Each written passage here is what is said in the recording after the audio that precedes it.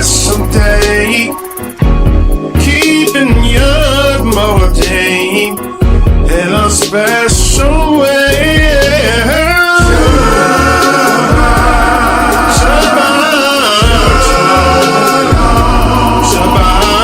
shalom. Shabbat, shalom. We are keeping Yahuwah lost in our enemy's land to revolt the curse. Shabbat, Shabbat, Shabbat, Shalom. He promised that he would gather us from the land of the enemies called Babylon. Shabbat shalom. Shabbat shalom. Shabbat shalom. We are looking forward to the gathering of the saints of Yah to the new Jerusalem. Shabbat shalom. Shabbat shalom. Shabbat shalom. We will reign with him for 1,000 years in that great old kingdom of Yah for the whole world to see. Shabbat shalom.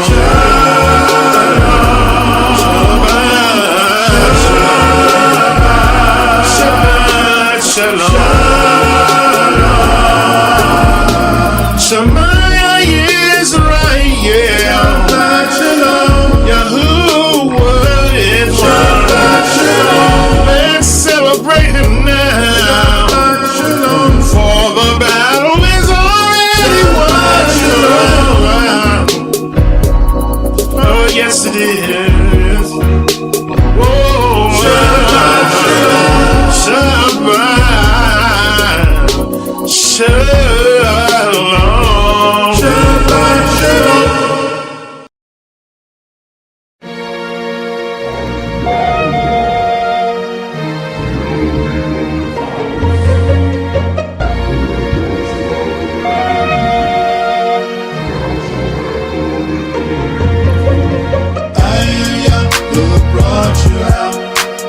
Out of the land of bondage, I am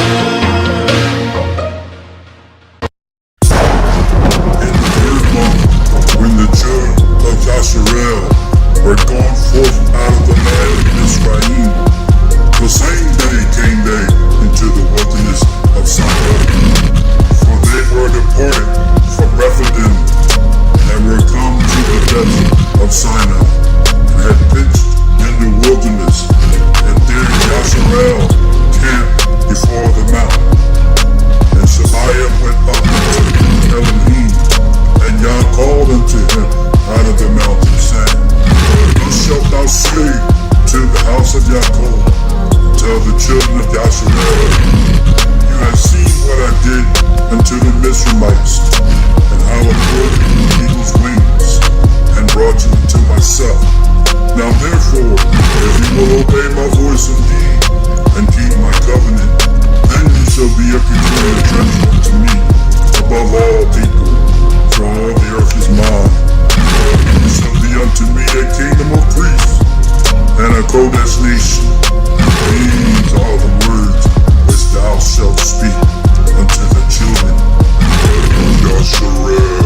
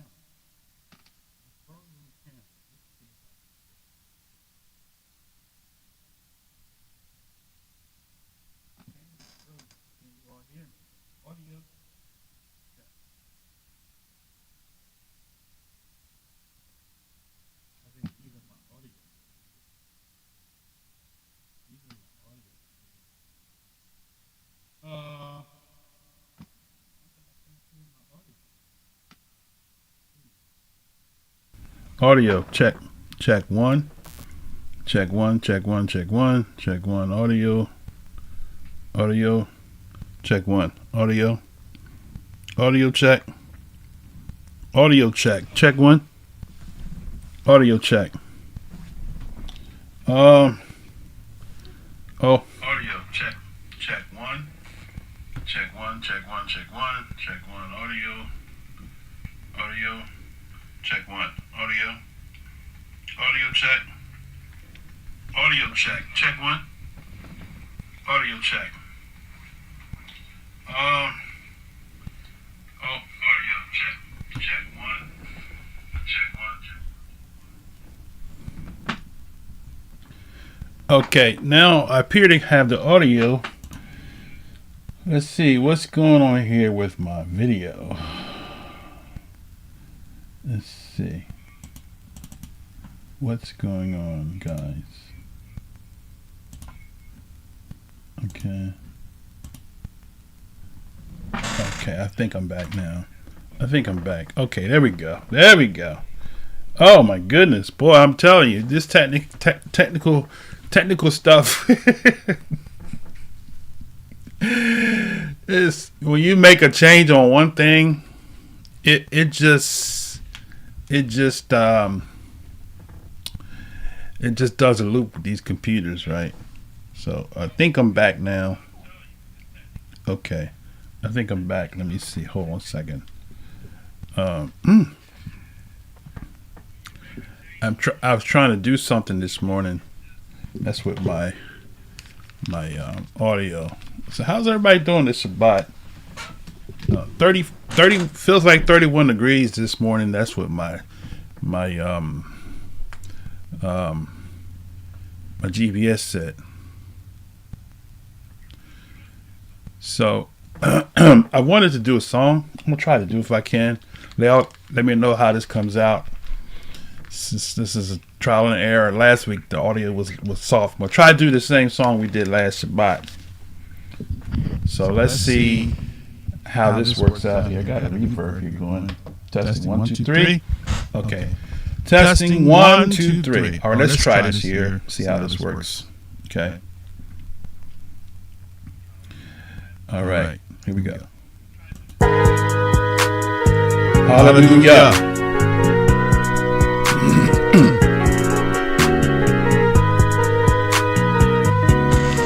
Oh yeah. Welcome into this place. Welcome into this open vessel. You desire to abide in the presence of your people.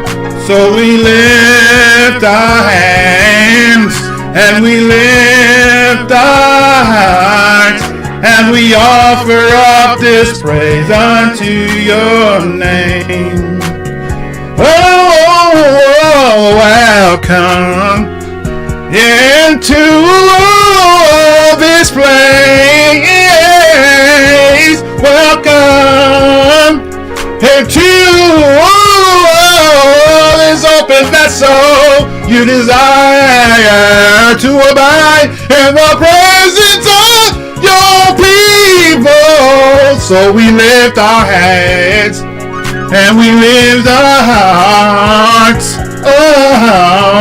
as we offer up this praise unto your name.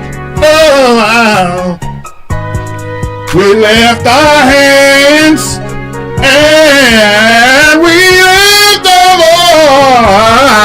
voice as we offer this praise unto your name. I love you, Yah, more than anything. I love you, Yah, more than anything. I love you. Yeah, I give my life to you. Whoa, I adore you more than anything. I adore you. Oh, more than anything. Oh, you. I lift my voice to you. Oh, I love you. Yeah. Oh, my voice to you. I lift my voice to you.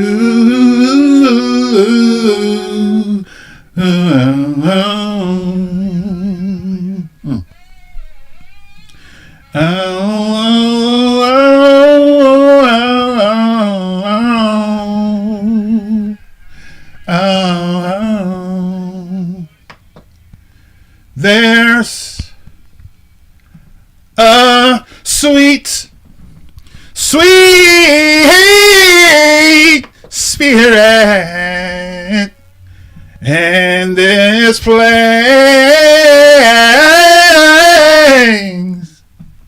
and I know that it's the presence of Yah.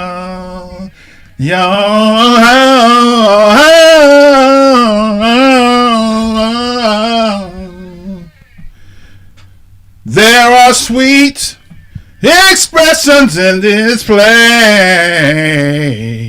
Hey, hey, hey, and I know that it's the presence of Yah.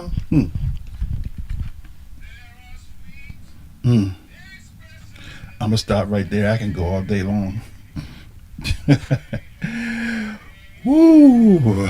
Let me pause right there for station identification.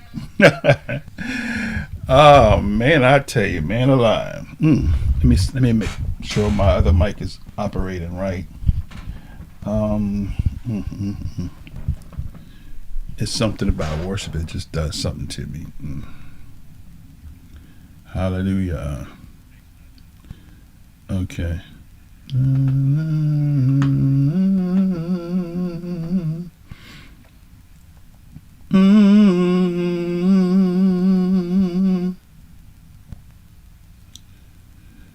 With a made up mind.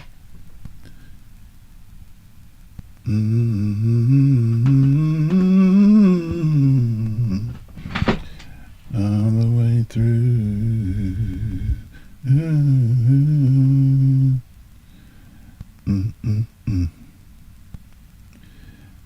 It costs my life. I'm willing to pay the price, 'cause I got Israel in my view.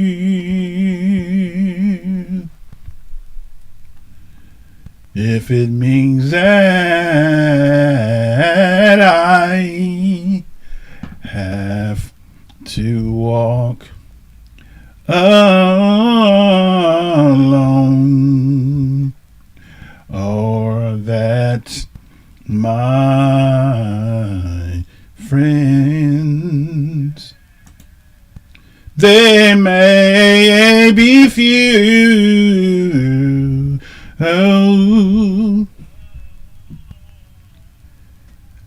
I'm not gonna worry.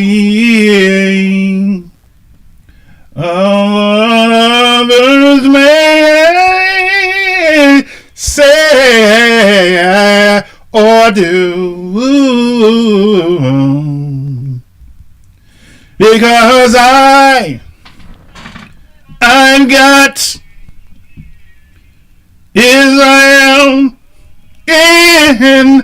Oh, I've got the covenant of Yah in my view, because I've got Israel in my view, in my view, in my view, in my view, in my view.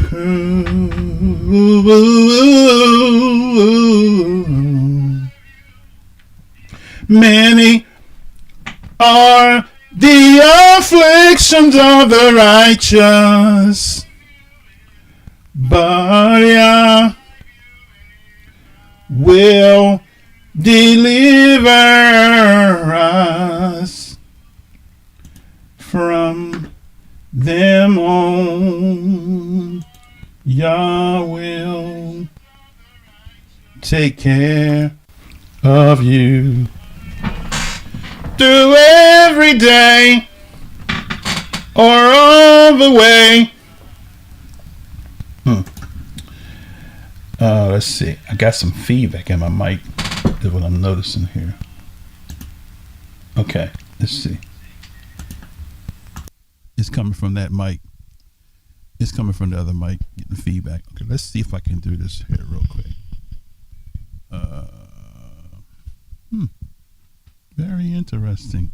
I can't hold this microphone this morning. I switched some things around. That's why I'm fooling around trying to figure out what I did wrong here. This mic sounds good, but I need a stand. Just bear with me a second. We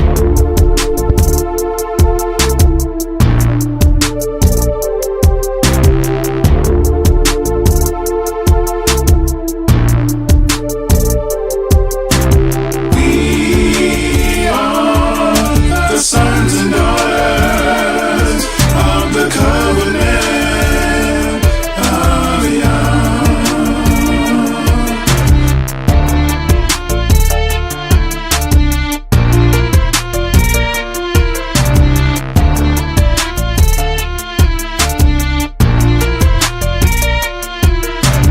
We are the sons and daughters of the covenant of Yah.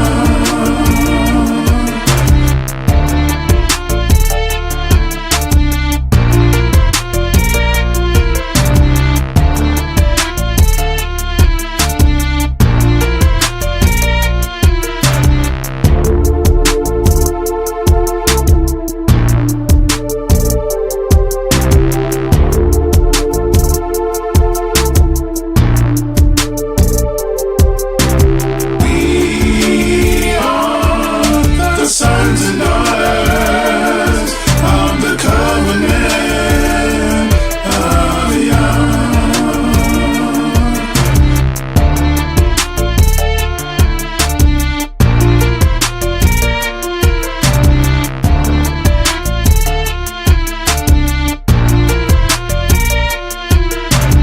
We are the sons and daughters of the covenant of Yah.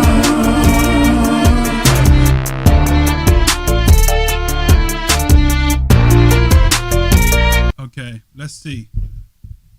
I think I got it now. Okay, all right. Let's try it. Give me a sound check, brothers and sisters. I'm gonna take my headset off in a minute. I just want to make sure that sound is properly coming through. Audio is very important. We have a very powerful lesson today that everybody needs to be able to hear and see, because we have some information we're going to share. And let me see if I can make an adjustment here real quick. Hold on a second.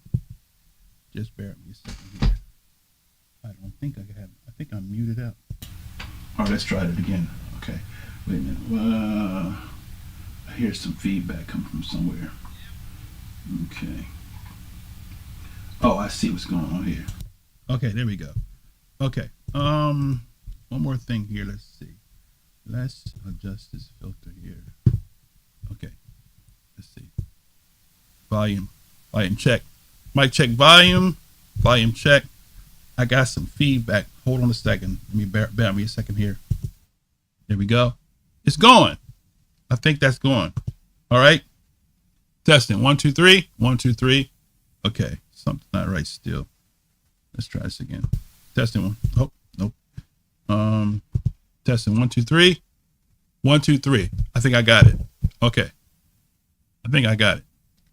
All right. I think I have it. All right. Shabbat shalom, everybody. Good to see you all on this blessed Shabbat. Another week. It's cold outside. We got a good lesson today. Part 2 of this Esau. We're going to get right straight into it. Let's open up a prayer. Baruch atah Yahweh Eloheinu malach haolam. Father, thank and praise and bless you for this blessed Shabbat that you've allowed us to see. We come before your name, Yahshua Mashiach, who came through 42 generations, so able us to be grafted back to the olive tree. We do praise and thank you. Thank and praise you for all those Israelites that have come under the bonds of the covenant and all those other nations that are embracing the covenant. We give you praise, we give you honor as we go forward to share.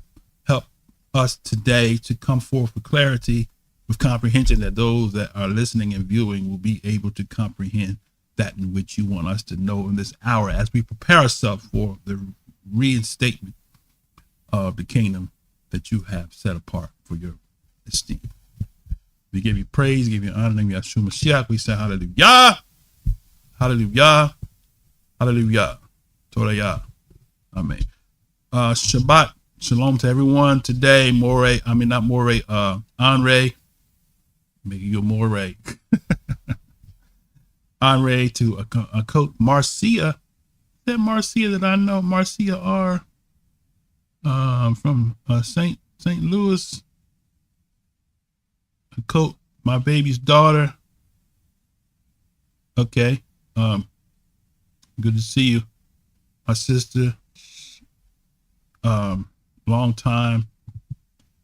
Someone who's been following us and lost contact came back. We talked this week. And it's always good when somebody comes back and say, brother, I remember you when, and I'm like, oh, really? Okay. Remember when a lot of changes happened.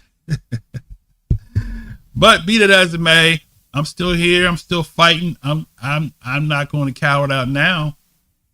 Okay. I've been through the storm and back. IOCK.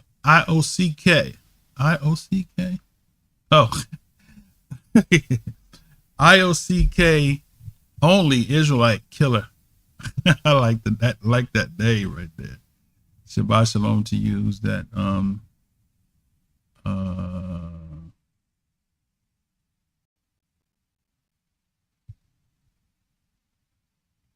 Yeah. He said that they're under a blinding curse. That's correct. Like to the Gentiles, good to see my brother. Got a lot of good stuff today. Let's see. Just kind of bear with me. I heard I got my headset. I'm not going to teach with my headset's on. I'm hearing it through the headset. I thought I heard some feedback. So if you all hear some feedback, just let me know. And I'll try to see if I can put the headsets on and try to adjust it, because I got so much going on here with this studio. All right, so let's do that there. That's good. Okay. Coach Sherry, good to see you, my sister. Baruch Shabbat. All right. So we're going to do this segment here is going to be, I didn't have a chance to pre-record. Time didn't allow me to do what I was planning on doing. 12, 14 hour work day, and we had snow and all of that. I worked one night almost till 1 o'clock in the morning. But that's because I'm lazy and I don't believe in working, and all of the things that people want to say about me. I'm begging for money because I don't believe in working. Okay. Whatever you say. The enemy will say whatever they want to say because they want to discredit the truth of Yah that comes forth from this platform. But it's all good. If you want to let the enemy speak to your lips, you're going to have to answer to that one day. All right.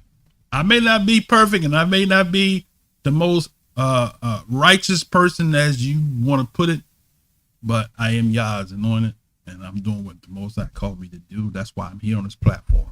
The only reason why I'm here. Not because I'm looking for credit. I'm looking for recognition. I'm looking to build my channel and all of that. I mean, all that helps to pay the bills, but that's not the purpose why I'm on this stream. Okay. I've always vowed that I would speak Yah's truth regards to how it impacts me or how I may feel about it. Okay. It's not about feelings anyway. All right. So with that said, we got brother Bishop Nathaniel on the screen. And I want to say this because some people come in the comments and they'll see the video and they think that this is an attack at him. I think I never met him personally, but I think the brother has a good personality. He has good character. I just think one or two things with regards to that doctrine of Esau being a white man. Either he's misinformed, right? Or he's purposely misleading. I don't think he's purposely misleading. I think he's misinformed. I think he really believes that Esau is a so-called white man. And so the people that follow those camps teach that, because if your leader's pushing that, right, you're going to teach that, right? So we're going to get into that today. We're going to go to those sources, some of them sources. We're going to prove to you the sources that they use debunks the doctrine, right? If you look deeper into those sources, they debunk the doctrine. We got a lot to cover today, so I'm going to get out the way and get talking. So for now, we're going to go into, got so much on my screen, so I'm trying to get myself here acclimated here so I can do what I need to do. Okay. So we're going to go to, let's slide this over here so I can be on the same page. All right. We're going to go to our Black History presentation. So let me go to my Black History screen. Okay. And so our Black History quotes for today, we're going to begin with, wait a minute, do I have I got my wrong notes. I got the notes from last week. Hold on a sec. I get my right notes here. Okay. The title of the lesson is Esau Refuted 2. Camp sources Esau Refuted 2. Right? All right. Now, so this is our Black History presentation part. We're going to go to our first clip. Not clip. I keep saying clip. Our first quote, which is going to be a multiple quote. When I say quote, I don't mean one long passage or line.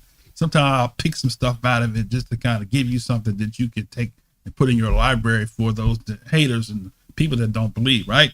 All right, so the first quote is going to come from a book by the title of An Account of a Journey from Fas, F-A-S, Fas to Timbuktu. So I'm going to give you the link so you can pull it up on your screen and save it to your computer, right? All right. Take that link, click on that link, and we're going to go there together. So I'm going to click the link, right? You try it again. It didn't work. Okay. All right. Now, I need my full screen so I can pull this up.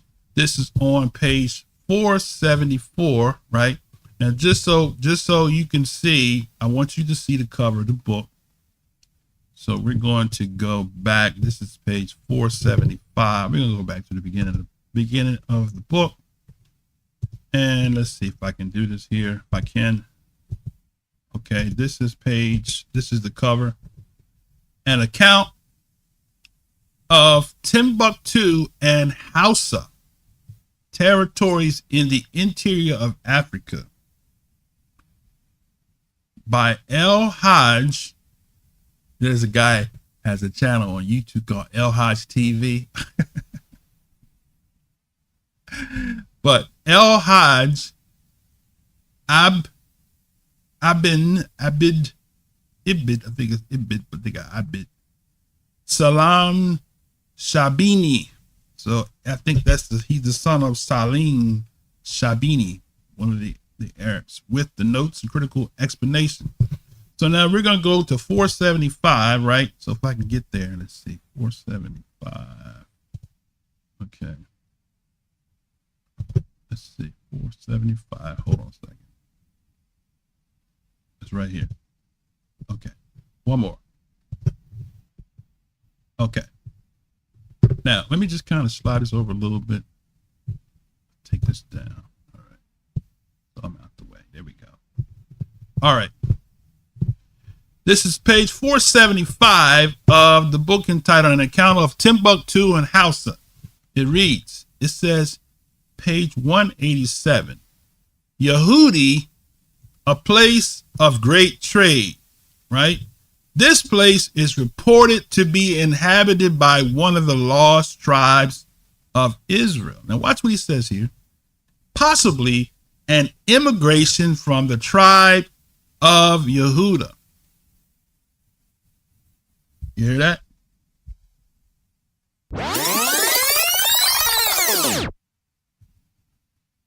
He says this is reported to be inhabited by one of the lost tribes of Israel, possibly an immigration from the tribe of Yehuda.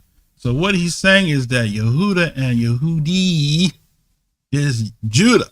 Okay, let's continue. Yehudi signifies Jew. It is not impossible that many of the lost tribes of Israel may be found dispersed in the interior regions of Africa.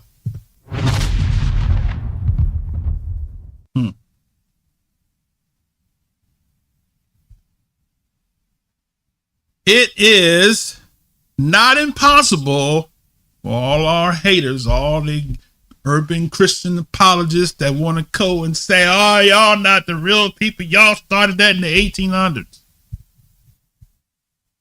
Right?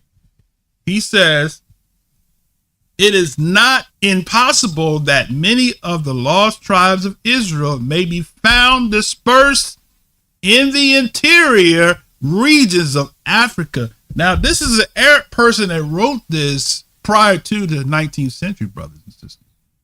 Okay? He goes way back during the time, if I'm correct, with Leo Africanus and Idrisi, I think that's his name, right? Okay. So he says, it's not impossible that many of the lost tribes of Israel may be found dispersed in the interior regions of Africa. When we shall become better acquainted with that continent, it is certain that some of the nations that possess the country eastward of Palestine, when the Israelites were a favorite nation, have immigrated to Africa.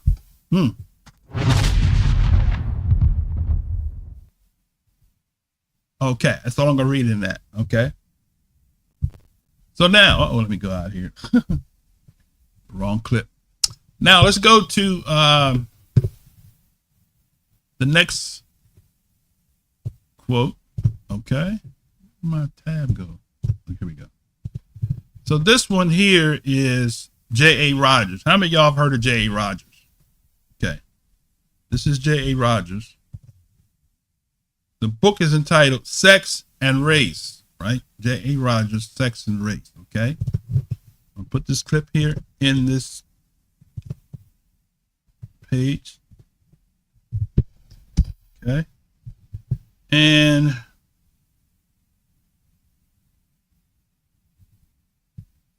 so click on that link there. We're going to go there together.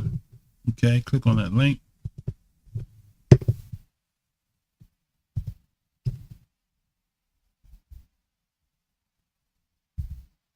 Okay. This time, this is page 91, right, of the book entitled Sex and Race. Okay. For the sake of time, I'm not going to go back to the cover. You can go to the cover. You have the link. You can go and see the cover. Okay. I actually have the hard copy, but we're doing this from a digital perspective for those that don't have the money to buy all these books. Okay. Because this is expensive to buy a lot of these books. And why spend money when they archive things on archive internet? So it's used by permission. Okay. Now, so I want to start right here where he says European painters. That's a tongue twister there. European painters. European painters and sculptors, by their use of white models to typify biblical characters, have falsified tremendously the physiognomy of the ancient Jews, he says, right? You hear that? I'm gonna read it again. Back it up. European painters and sculptors, by their use of white models, right? And where you get your white Jesus and your white disciples and all of that, right? They had a documentary called The Color of the Cross where they depicted the Messiah as black, that movie didn't go far. It went against the grain to have a black Messiah depicted in a motion picture. They had colored across 1 and 2, right? All right, let me get back. Okay, so he says that the European painters, sculptors, by their use of white models to typify biblical characters, have falsified tremendously the physiognomy of the ancient Jews or Hebrews or Judeans, right? We are familiar with the scores of portraits offered to us as the Mashiach. They have Christ there. But do good Christians ever stop to think what he really looked like? Josephus, first century historian, described him as a dark-skinned and simple in appearance in the halosis suppressed portion of his work. Okay, that's interesting, right? He's got a little reference there. We're not going to go there, right? Solomon, too, is portrayed as a white man, though in the songs attributed to him, he speaks of himself as black but comely. After visiting most of the leading galleries of Europe and America, the only realistic painting of an Eastern crowd that I have ever seen is the Messiah and Barabbas by Verlat in the Royal Museum of Antwerp, where the mob is clamoring for Barabbas in preference to the Mashiach. Solomon or Shlomo too is always painted white. The only picture I have ever seen of him as a Negro was in certain luxurious palace of Cytherea in Paris. So now, hold on a second. So now, what's going on here? Testing 1, 2, 3. Okay. So now, Bishop Nathaniel does a real good excerpt on that where he has a book where he actually shows those portraits, right? So they actually have portraits of Israelites that are black in places like France and Moscow and all of that. Did you know that? Okay, so they've been knowing this stuff for a long time. We just jumping on the bandwagon in the later years, but years ago, if you see on our clip, you see that painting of the Messiah, black man. I got that from Russia. When I discovered that years ago, I'm talking about 20 years ago almost. That's became my background for a lot of my videos and stuff. Okay, anyway. So he says, mention was made of biblical theory that the Negroes became black because of Noah's supposed white curse of his son's Ham. But the earliest Yahudim or Judeans were in all probability Negroes. This is J.A. Rogers is saying this, right? Let me read it again, right? He said, but the earliest Jews were in all probability Negroes. Abraham, the ancestor, is said to have come from Chaldea, and the ancient Chaldeans were what? Black. So the Bible tells us that Abraham, I keep messing up here, pushing the wrong one. It tells us that Abraham came from the land of of what? The Chaldees. So if the Chaldees, if he's saying, we're going to say some other quotes here in a minute that's going to confirm what he's saying, what he wrote, right? And J.A. Rogers, see, when did he write this book? I think it was, okay, we'll look at it in a second, but I think it was published in the 60s. Okay, but anyway, let's get back in here. Okay. So he says, the Chaldees, the ancient Chaldees, were black. The Chaldees, says Higgins, were originally Negroes, as was said to relics of prehistoric Negroes have been discovered in this region. It is even possible that the Yahudians originated not in Asia, but in Africa. I know y'all like that one. That's the terminology, right? What? Afro-Asiatic.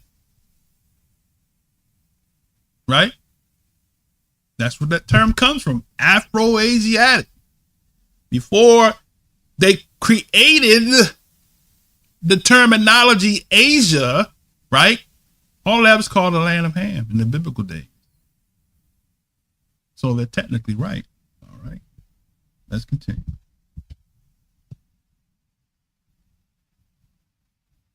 It is even possible that the Judean, I'm getting twisted here, originated not in Asia but in Africa. Gerald, Massey, y'all heard of Gerald Massey, we talked about him last Black History, has advanced considerable argument in proof of that theory. Whatever was the original color of the Judeans, they lived for more than 4 centuries among the Negroid Egyptians. See, because in modern times, people are they want us to believe that the Egyptians were olive skinned. They were Middle Eastern looking, right? Whatever that is. Okay. Middle Eastern, when that come, whatever that was, right? Suez Canal was created in the 19th century to separate and to divide the land, Haaretz, from Al-Kebulon, right? Okay. It's always one land mass. So Israel today on the map is Africa, the land of Ham. All right. Let's continue. So it says that the Egyptians they were among the Negroid Egyptians. Their supposed oppressors, the Pharaoh Mephata, shows marked Negro traits. Now, I can concur with that because I got my ancestry DNA and they tied me back to Ramses III. Okay. Which kind of poses some question in my mind. Israelite people have been mixing with them Hamites for a long time. Hebrew. How do we know that Ramses III, even though he's an Egyptian pharaoh, how do we know he wasn't a Hebrew? You ever thought about that?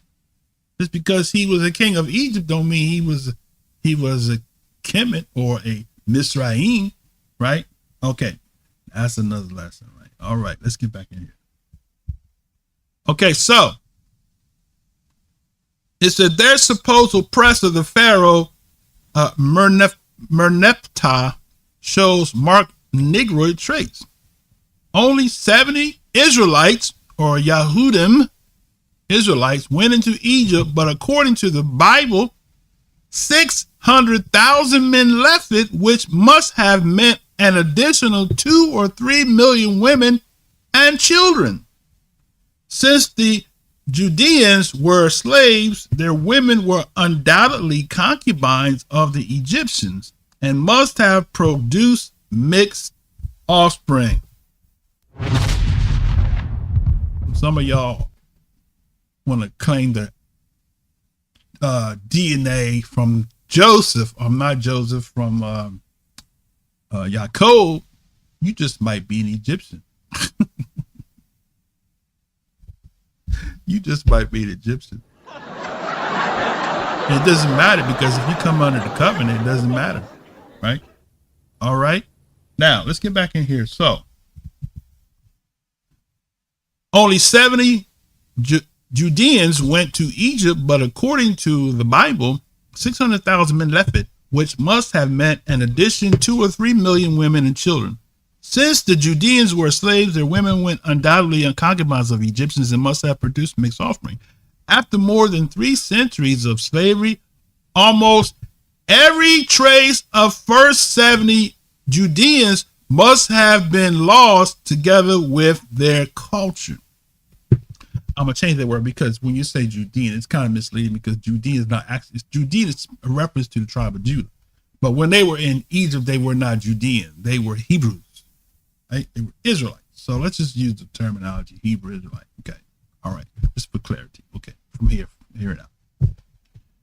Their supposed oppressor Pharaoh, Merpatas, showed a marked negatory. I read that part already. Let me go back up here. Where was I at? Okay. After more than 3 centuries of slavery, almost every trace of their first 70 Hebrews must have been lost together with their culture. Thus, the Hebrew culture was Egyptian culture. For instance, the Egyptians did not eat pork and still do not eat it. Okay. To get to an idea what must have happened to only those 70 Hebrews, think of what has happened to the Negroes in the United States, who came in hundreds of thousands over a period of centuries, and not all at once, as did the Hebrews did in Egypt. The Negroes are Americanized that were it not for the color of, wait a minute, back up here. I'm getting a little tongue-tied here. The Negroes are so Americanized that were it not for their color, one would forget that they came ever from Africa. Okay. There's more in here. I'm not going to read the rest of that, but you can continue to read. He talks about Tacitus, and he talks about other writers, right? Let's read this one right here. It says, similarly, Soyuti tells a Negro who pretended to the gift of prophecy was brought before Al-Mamun, said, I am Moses, the son of Imram. And Al-Mamun said to him, verily, verily, Moses, the son of Imram, right, drew forth his hand from his bosom white. Therefore, draw forth thy hand white, that I may believe thee. Okay. That was not a part of the that was not a part of the quote I wanted to read, but you got to read the rest of that. There's more stuff. There's good stuff in that, right? Let's go to the next quote here. So that was J.A. Rogers. The next one is an older book, right? Okay. This one here is entitled The Geographic Description of the Four Parts of the World by Monsieur Sanson. It was published in 1670. I'll put that on the screen just so you can see it.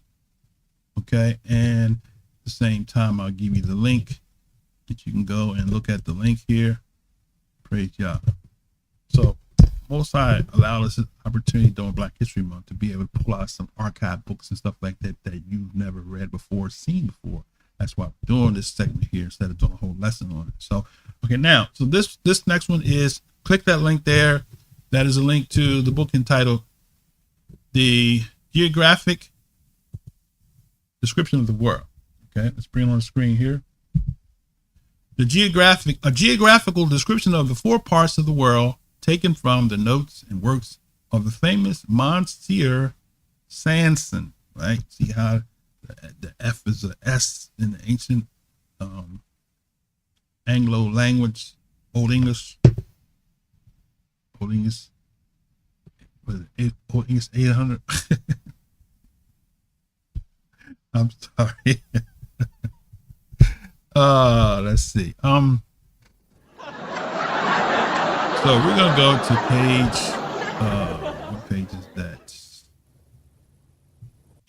Let's go to page. Let me just show you this before. Show you a picture of Sanson. This is Sanson. Okay. Just throw this link in here so you can have this here.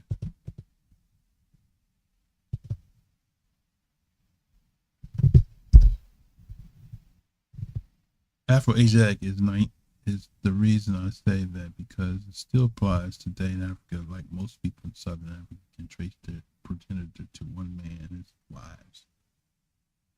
So we have somebody. This is Shayabi, and I can't say the name. I'm sorry. Shayababi Biela. Okay, so if I butcher your name, I apologize. Good comment. Appreciate that. Okay. Yeah, y'all are saying some good stuff here. I'm gonna look at y'all comments. See, okay, I don't want to get distracted. Let's get back. So, what was I doing here? Okay.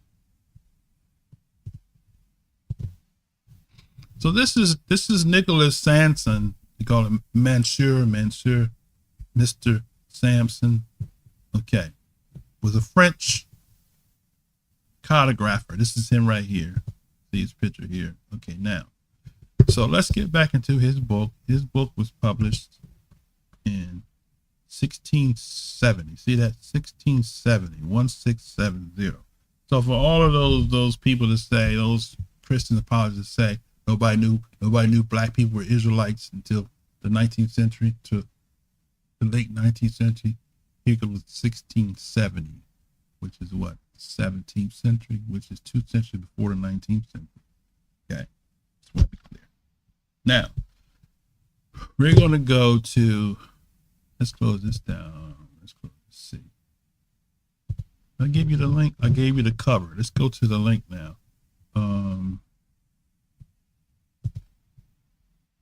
Okay, so go to this link here. This is actually the page we're going to read from. This is the same book. I posted it earlier. So this is the actual page we're going to go to. So click on that link there, and we're going to go to this page, which is page 19, right?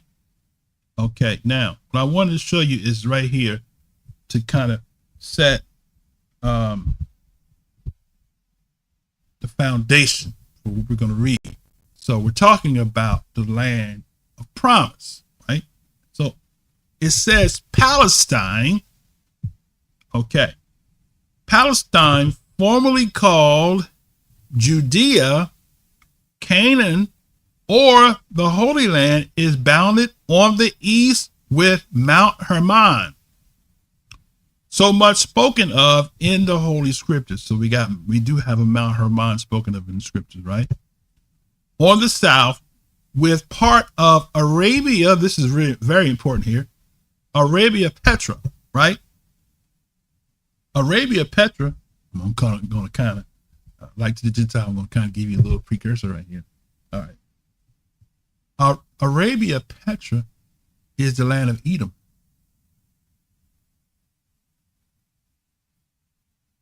Okay. Think about that for a second. Okay. So now watch what he said, how he describes it. He says Arabia Petra is on the south with parts of Arabia Petra, right? So Israel, the Holy Land, he says, is bordered by the south of Arabia Petra. Now, those that know anything about the scriptures know Esau's land was south of Judea. Okay. Let's be clear, okay? So when we are identifying Jerusalem, Judea, keep in mind that south and east of Jerusalem is Edom. Okay? All right. That's from a historical dynamic. Okay, now, and a biblical dynamic. Okay, let's continue. On the west, with the Mediterranean Sea, right? So he's describing the land of Palestine. The Mediterranean Sea is on the west of it, right? So you got to get a visual of that, right? Let's continue. With the Mediterranean Sea and parts of Phoenicia. We know Phoenician had the coast, right? Called it the coast of Palestine in Psalms 83, right? They have cut off, said, come, let us cut off the people that the name of Israel might be no more in remembrance. So they dwell on the coast of Palestine, right? We're going to cover some of that stuff today. Y'all permits. Okay, now.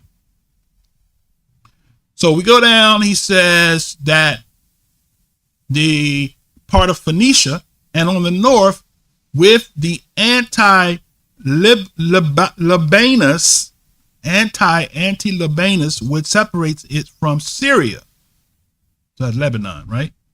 And the rest of Phoenicia, right? Its situation is between the third and fourth climates, which makes its longest day to be 14 hours and a quarter, the whole country being accounted to be in length but 66 leagues, and a breadth of 26, yet to so populous that before the coming in of the Israelites, they had 30 kings, and afterwards David number 130, was that 1.3 million, I think it is, fighting men, besides those in the tribe of Benjamin and Levi. Okay, so now let's go to the next page, because that's what I want to read. I just wanted you to see that he's talking about Palestine.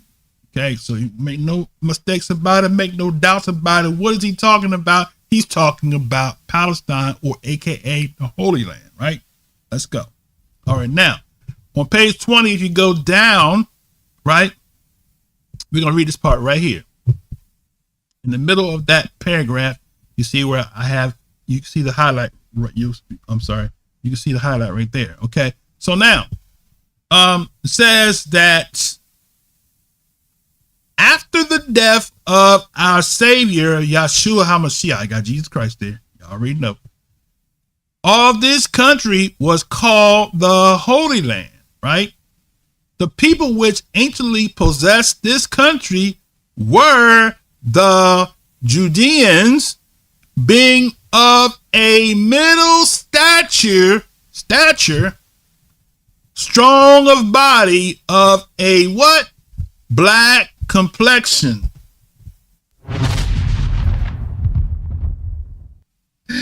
Y'all hear that? Let me read it again, right?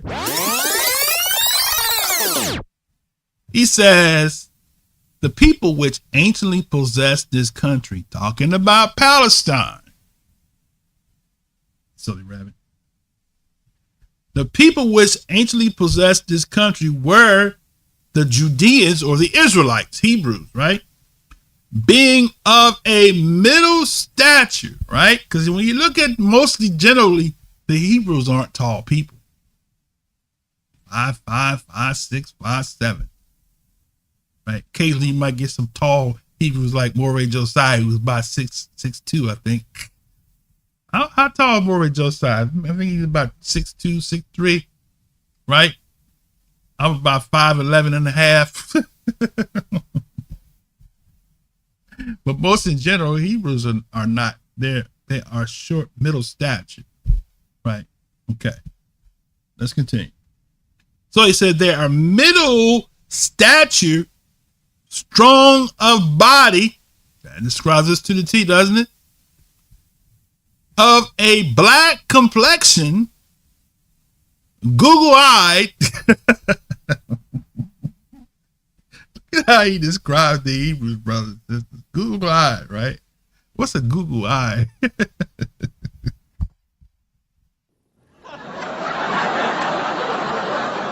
Google-eyed and subtle and ingenious people, and such as will live in any place.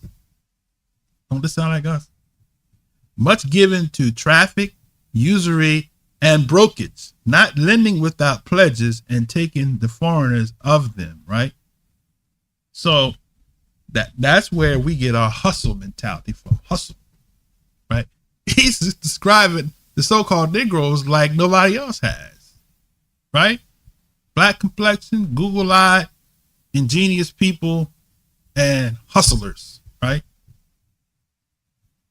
All right, let's go to the next quote. All right. Wait a minute. Am I right? That's right. Okay.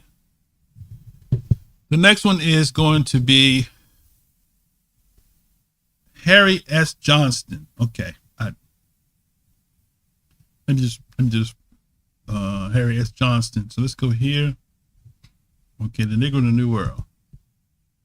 We're gonna copy this link. We're gonna put this link in the chat. Paste. Bam. Y'all got the link for free. I ain't charge you a dime. You got free. I did the research and gave you for free. I saved you time and money. So now, make a contribution. Don't be cheap all your life. People do work for you. You see, that's the thing. That's why I keep saying, people keep saying, brother, I'm making a statement of fact, right? You go to the world and you order a meal, they serve you, give them a tip. You come to the Hebrew congregation, get all this knowledge and stuff like that, and walk out with your money, with your hands in your pocket, saying, thank you, brother. Now, I know if you don't have money, it's inconvenient. That's okay. But everybody's not broke, but stingy. All right. Don't be stingy your whole life. All right. Now, let me see. All right. Let me see where was I at here. Let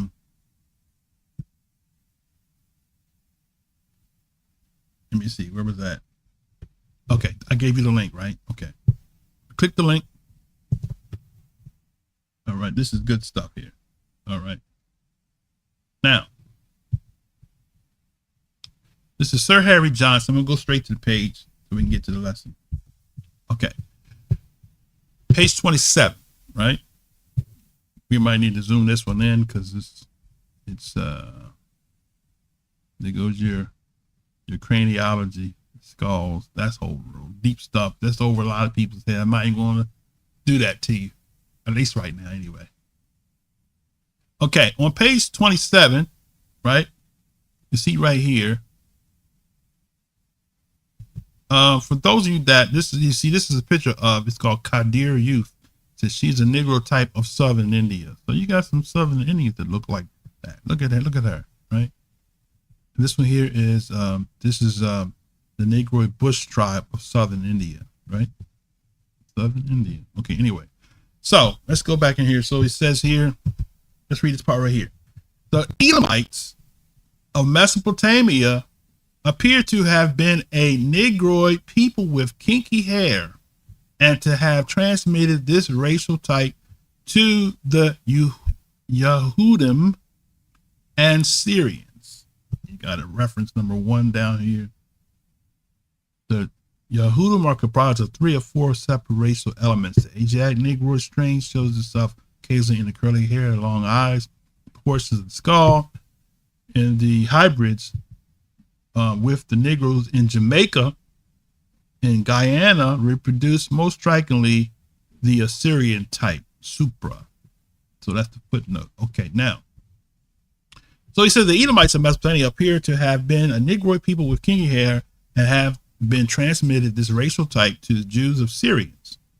There is curliness of the hair together with the Negro eye. Go that Google eye again. with the kinky hair and what do you say? Kinky hair that have transmitted the racial type to the Jews Samaritans, with the curliness of the hair together with the Negro eye and full lips, and a portrait of a Syrian which conveys the idea of an evident, right? Of an evident Negro element in Babylon. In Babylon, right? Sir Harry Johnston is not a Hebrew. He's not a black man. He's telling you, right? He published this in 1910. Imagine that. Okay. Let's go to the next quote. Okay.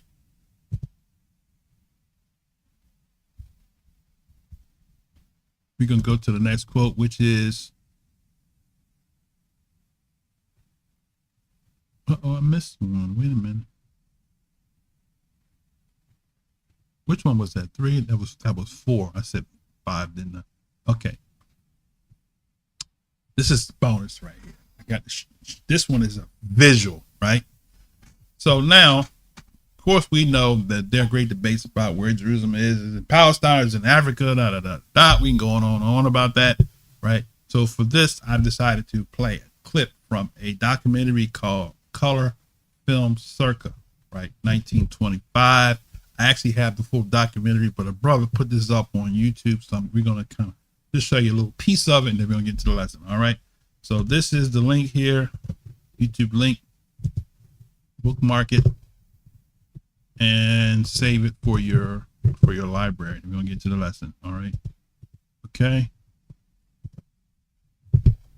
All right, click that link there, and we're going to play this.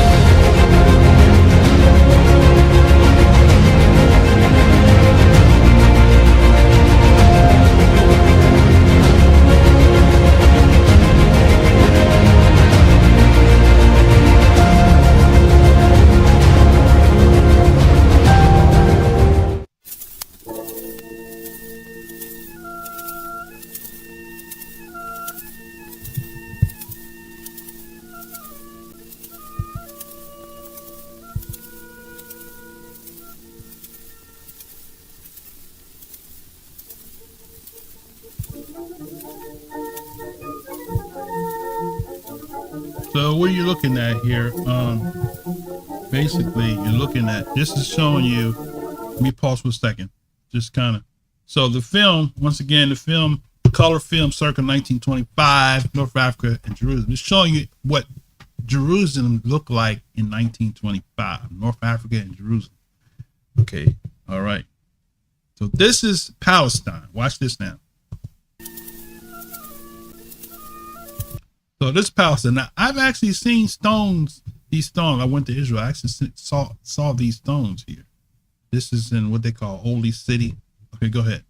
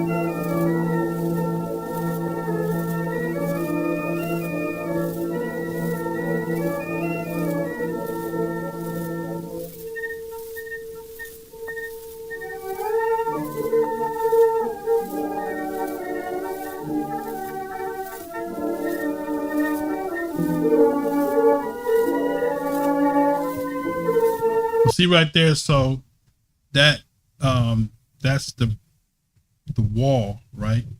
And this is the Muslim mosque. I saw that when I went to Israel. There's a couple of them there. There's one on the other side too. You can see that one there. Okay. The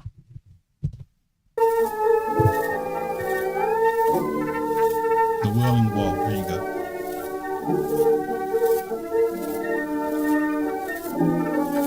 See him? Did you see him?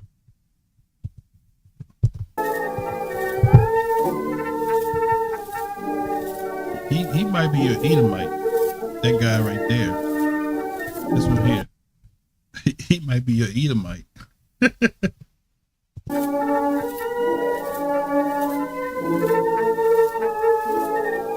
Now I went there. I have a picture of that Absalom's grave. I have that picture. This one right here.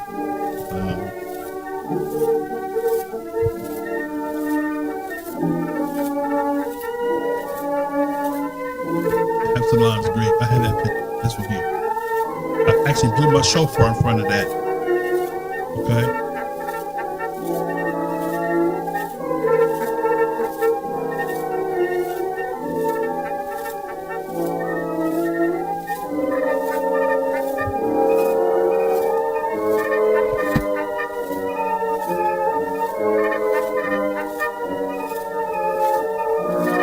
Look at that. Look at them black people. Look at that. Look. Y'all see that? Look. It's 1925.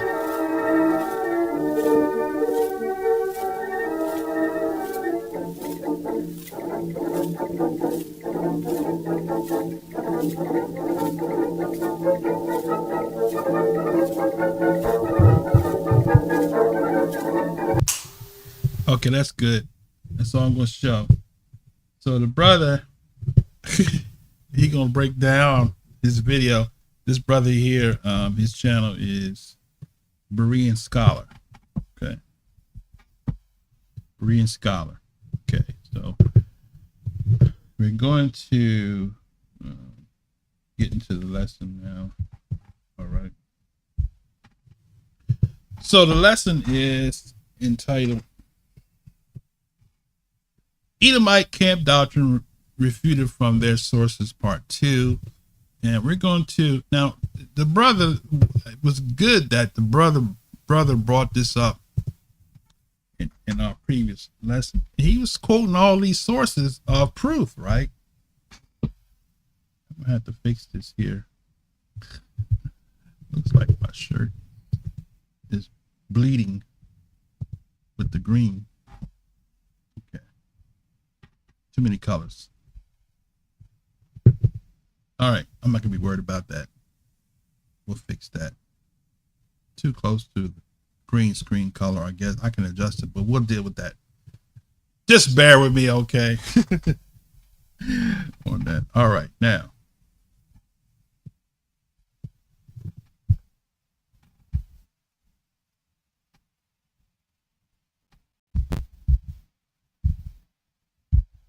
Okay.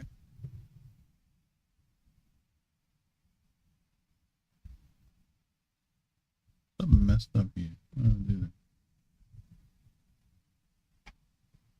Oh. Y'all pardon me. I'm my eyes is playing tricks on me. Okay, all right. I figured it out. Okay, I was doing something wrong technically. Okay.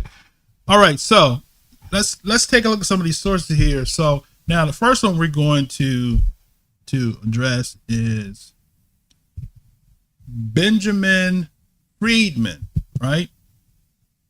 He wrote a letter to Mr. Goldstein, right, who was a Jewish, I think he was a rabbi or something, doctor. And he wrote a book. He wrote a letter to him, and they made a book out of it called Facts of Facts. So the brother quoted that this is a source to prove that Esau is a so-called white man. Let me say this here, right? None of the sources except for one connected the so-called white man to Esau, except for the modern one, which is Esau. Who is Esau Edom? We're going to look at that in a second. Okay. So we're going to read from Mr. Benjamin Freedman's book. Now, I don't have the link. I didn't actually have an opportunity to,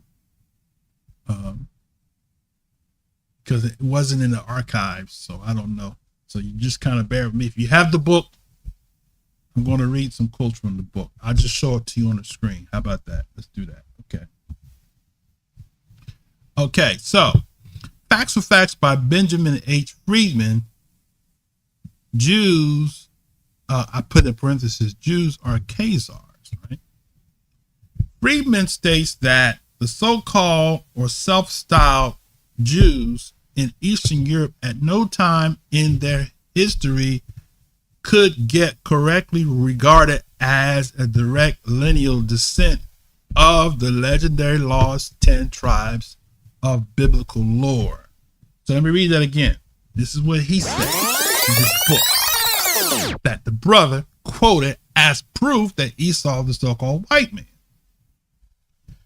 Benjamin Freedman says the so-called self-styled Jews in Eastern Europe at no time in their history could get correctly regarded as direct lineal descendants of the legendary 10 lost tribes of biblical lore.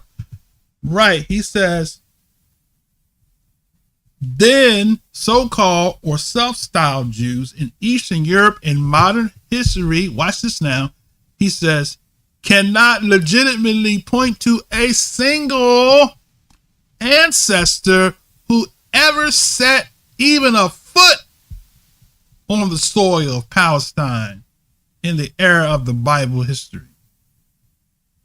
He says, and I quote, they were never, not even can ever be Semites.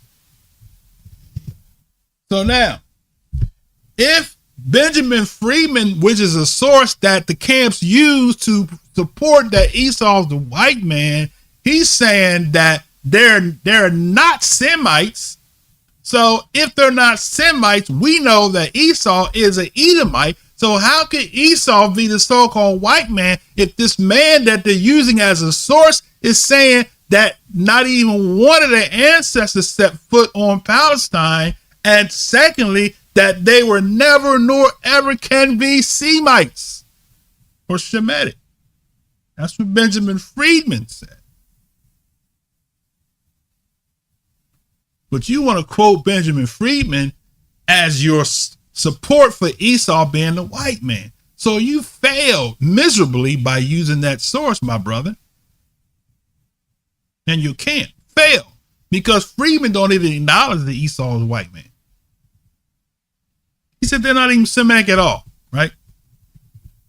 So Esau is, according to his history in the biblical text, he's a Shemite, descendant of the same father who came from Abraham, right? Isaac. So he is from Shem. Freedman said he's not from Shem. That the self-styled Jews, he said, his words, are not from Shem. Okay. Benjamin Freedman, the author of the book Facts or Facts, stated that. These are not my words, these are his words. Right? Now, if he's correct, then you can't use his book as a source to say the so-called white man is Esau, because Benjamin Freedman said, right, that he said the self-styled so-called Jews in Eastern Europe in modern history, right? Read it again, right? In modern history cannot legitimately point to a single ancient ancestor. You hear that? This is Benjamin Freedman, who you gave me, brother. Can't point to a single ancestor whoever set his foot on Palestine in the era of the Bible history. He says they were never, not, or can ever be. What you gonna do with that? Take that back to your camp and tell them to chew on that and holler at your brother. Right. Now, Freedman goes on to say that the Khazars, right, on page 52, if I had the book, I show it to you. Get the book and go to page 52, and you'll see I'm telling you the truth. Freedman goes on to say that the Khazars were not Semites, but, right? Wait a minute. When he said but, that means there's some kicking going on, right? He said, but, right? An Asiatic, right? Am I right? That's right. An Asiatic Mongoloid nation. And again, here's the source that you're using as your foul-proof exterior support that the so-called white man is Esau, this man who you quoted said, once again, let's say it, let's read it again. Your camps even are starting to call Esau, the so-called white man, starting to call him Khazars. So when you call them Khazars, you are damning your own doctrine. He says, Esau, the Khazars were not.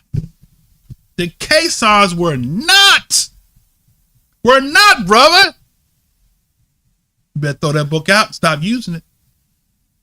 They were not Semites, but Asiatic Mongoloids. The Asiatic Mongoloid nation. Right? So, nowhere in the book, right? Nowhere in the book does he call them Edomites. Nowhere. You won't find it on any page of that letter that was printed as a book where he says they are Edomites. It ain't in there. Okay? And the other side of that is this. Let me hold that for later. Okay, let's go to the next reference. So we covered last week who is Esau Edom. A portion of we went with one page and we kind of blew it over. We blew that doctrine out the water. We're going to look a little more at this author, Charles Wiseman, right? He holds, first of all,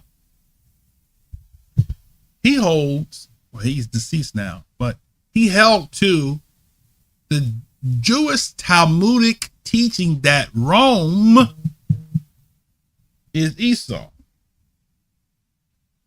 Okay. What's going on here?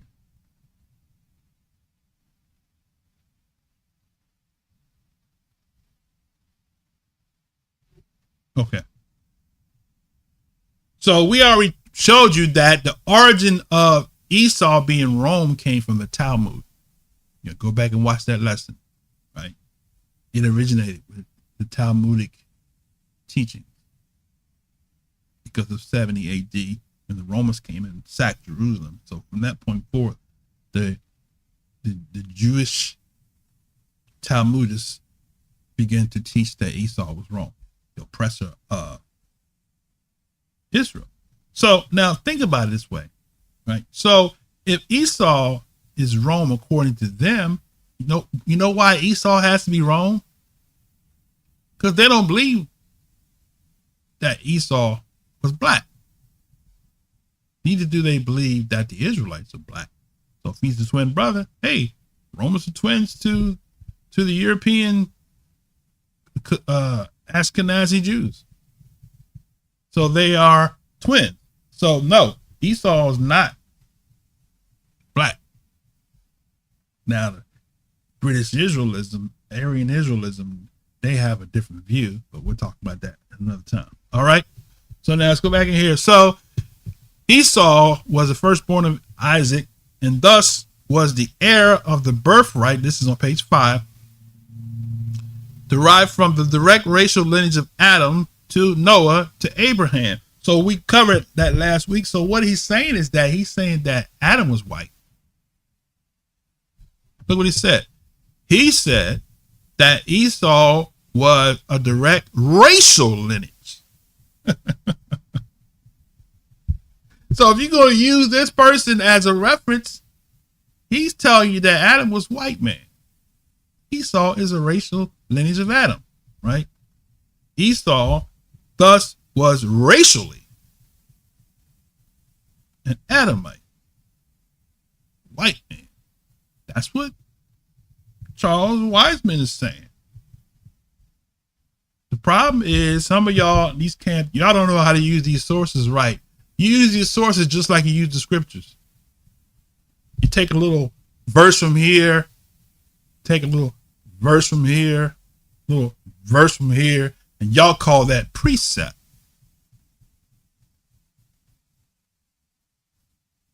That's not how you teach Torah, by going over here and going. You don't get into a conversation with somebody, and in the middle of the conversation, you talk about something they said 2 years ago in reference to the present conversation you're having. That's how y'all teach. That's how you teach this false doctrine that Esau is the white man, because you grab a little piece from here, there, and the other place, and you don't grab the whole thing in its entirety. And so you teach a falsehood. You use sources and stuff like that to pick something out and take it out of context to support your doctrine. That's why you believe Esau is a white man, because you don't know how to properly read. All right. There's a literary issue going on. There's a literary issue going on in these camps. Some of y'all probably dropped out of school. This is not an attack, but I'm just speaking the truth. How can you teach? How can you read something and teach it like that? The fundamentals of reading you miss. Make an assumption. Let me get back here because there's a whole lot more here. A whole lot more to go. All right. So now, so we know that's not true, right? We know that that is not true. All the passages referring to red does not mean that Esau is white. We did that in the previous lesson. We showed you that all the places where he used the word Adomi referred to Dawi, referred to Shalomo, referred to Nazarites, right, was red, right? If the same Adam was red. So if you're going to use red as so-called white, then everybody else in the Bible that's been labeled as red or ruddy must be a so-called white man. Right? But you got your own way of thinking and teaching. Right? Let's continue. So now, on page 9, same book, who is Edom and Esau? Page 9, Weizmann makes a statement taken from the Jewish Encyclopedia that the Ashkenazi Jews are Eastern European, Poland, Russian, German, and Western Asia, Khazars, not Shem. So which is it, right, brother? He says, he makes a quote. We're going to look at the Jewish Encyclopedia. I'm going to give you the link so you can look at it, right? So he did the same thing that the camps do, misquoting the author with the purpose and the intent of supporting the doctrine that you teach. So when you take a person's words and you twist them, or you take a sound bite, that's what they're teaching. The teachings that they do are soundbite doctrine. They're not sound. They're sound bites. You can take a video and cut it up and clip it and make a person say anything you want to make them say. Look at what the AI videos, they do that now a lot. AI does it a lot. They'll take a video. You got a video of Donald Trump in a dress and Elon Musk with a suit on, and they dancing together. So you can doctor a video or audio up and make it say what you want to make it say, right? All right. So he quotes from the Jewish Encyclopedia, according to Weizmann. He said, according to the Encyclopedia, right? They said they were Poland, Russian, German, Western Asian, Khazars, not Shem. According to Weizmann, this would make them be from Japheth and not from Shem. Okay. Now, so let's take a look at the Jewish Encyclopedia. And go to this link here. We're gonna copy it. This is on page 620. I'm gonna put this in the chat. You can go with me to this link. We're gonna read this real quick just so you can see how he misrepresented what the Jewish Encyclopedia is saying. Okay, now, so go there to that link there. This is page 620, right? All right. Okay, now, this is page 620 of the Jewish Encyclopedia. Funk and Wagnall. You can go all the way back to the front cover of this book. I'm not going to do it. Do that on your own time, right? Or now. We're going to zoom this in a little bit so we can see. We're going to look at the Khazars, right? Okay.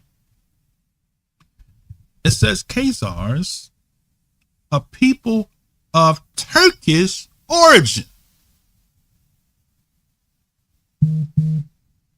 Huh? A people of not Shemitic origin, but of Turkish origin.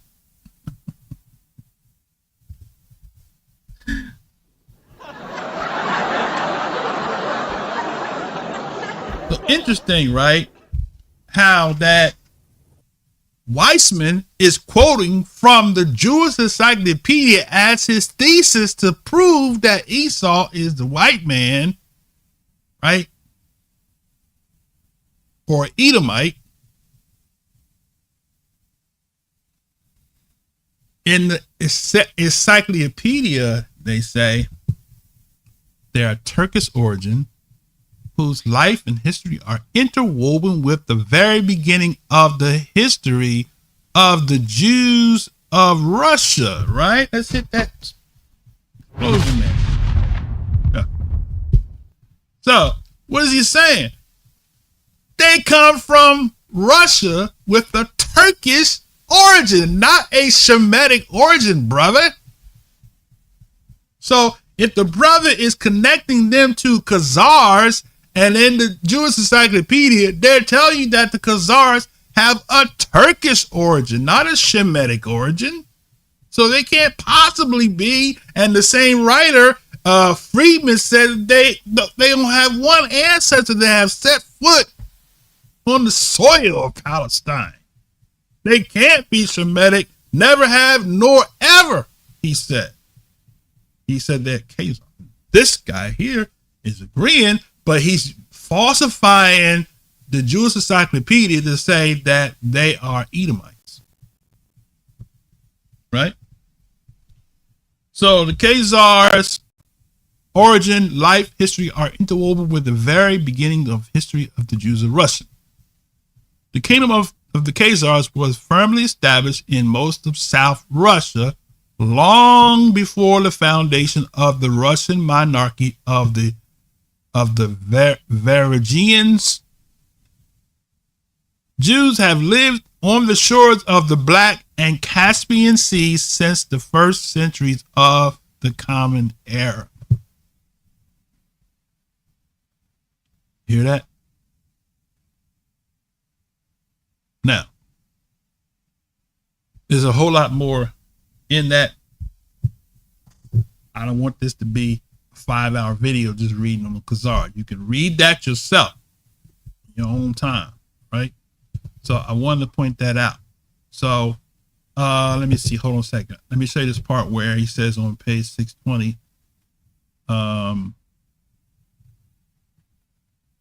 620, where he talks about Germany, right? Let's see, where's that at? Let's see, where is that?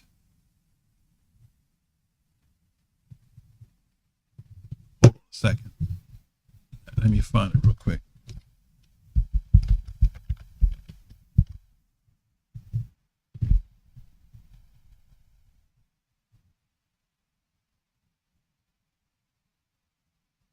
It's gonna take a minute to find that actual quote. I actually copied and cut it and pasted it, but okay, still looking for it. While that's spinning around, let me see. Okay, all right.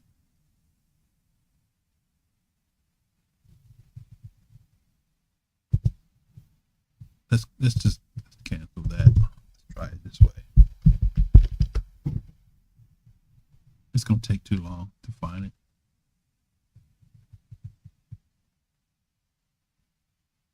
Okay, scratch that. I'm not gonna prolong the lesson to find it, but I actually cut it and clipped and pasted. Actually, let me correct myself.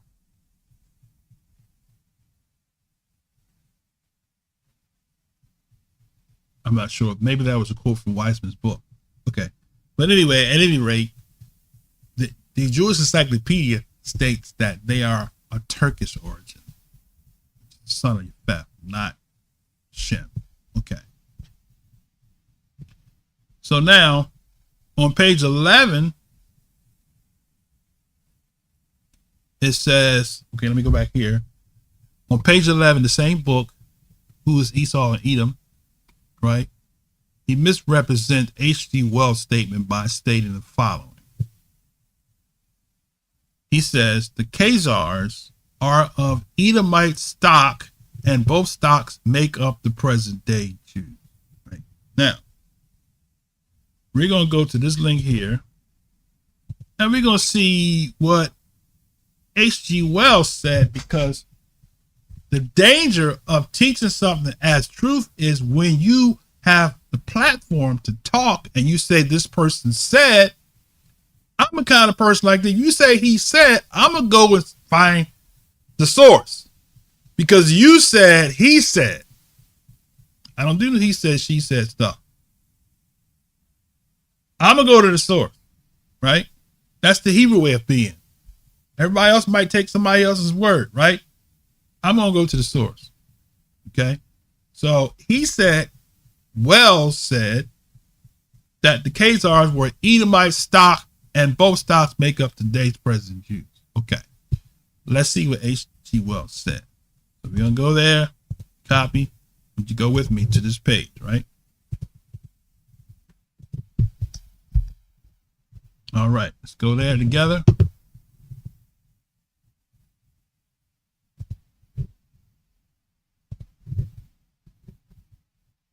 All right, this is the book is entitled The Outline of History, Being a Plain History of Life and Mankind by H.G. Wells, published in 1921. Right? This is page 494. He says, for phases of vigorous proselytism. Let's zoom this in here. Okay, let's try that now.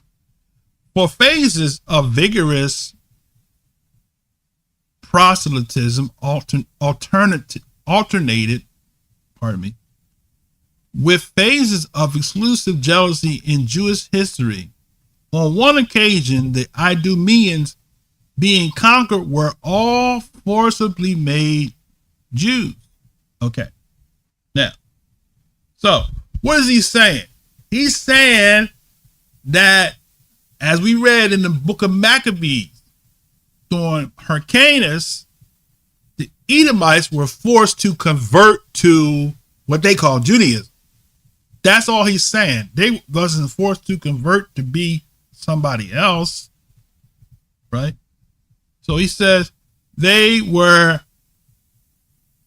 on one occasion, the Idumeans being conquered were all forcibly made Yahudis. And he goes down, he has a one reference that goes to Maccabees. I'm not going to go there. He says there were Arab tribes who were Jews in the time of Muhammad, and a Turkish people who were mainly Jews in South Russia in the 9th century. Okay, see that? So now, remember, we read that they were Khazars, okay? The Khazars converted, they were of Turkish stock, which is what he says in the source. He says that they were conquered, being made a Turkish people, underline that right there, who were mainly Jews in Russia in the 9th century, right? So what is he saying, brother? He's saying that they converted in the 9th century. He's not saying that they are Esau. They are Turkish people, came from the Turks, that they converted to Judaism in the ninth. What is it? Let me back up in here. Back it up, right?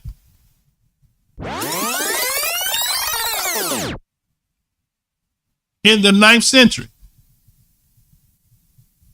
Right. The 9th century. So it says they Turkish people who were mainly Jews in South Russia in the 9th century. He didn't say they were Edomites. They were Turkish people, right? So you have a hearing problem. You have a comprehension problem because he didn't say they were Edomites. He said they were Turkish people, just like Jewish encyclopedias said. So Freedman has a hearing problem because he's making them out to be Edomite stock. It's not what he said. Look what he said. He says Turkish people who were mainly Jews in South Russia in the 9th century. Judaism is indeed the reconstructed political idea of many shattered people, mainly Semitic, right? It is to the Phoenician continent and the Aramean accessions in Babylon that the financial and commercial tradition of Jews is to be ascribed. But as a result of these coalescences and assimilations almost everywhere in the town throughout the Roman Empire and far beyond in the East, Jewish communities trade there flourished and were kept in touch through the Bible and through a religious and educational organization. The main part of Jewry never was in Judea. Read that again, because you missed it. Right? Somebody had a reading comprehension problem. We'll break it down to him. Read it nice and slow. Let's do it again. All right. So he says the main part of Jewry, right? Who was he talking about? Ashkenazim. The main part of Jewry never was in Judea. Boom. Never was. But wait a minute. Esau was in Judea, wasn't he?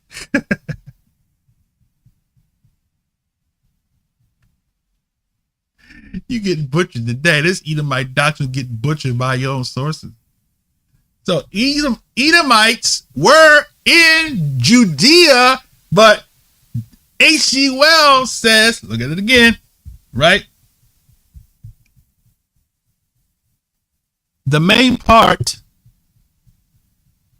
of Jewry, right? Let me slide this over because somebody, brother, where you getting it from? I'm getting it from a source that your book, your author, Weissman, quoted. How about that? Holler at your brother. You mad as hell now, ain't you? Throw some rocks at the screen. All right, now, look.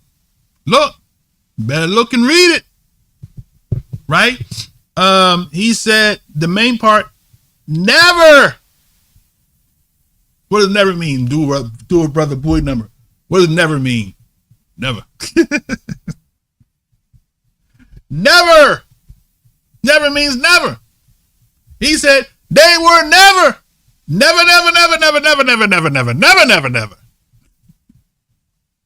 in Judea and had never come out.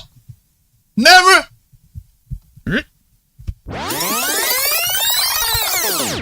come out. They never come out, brother.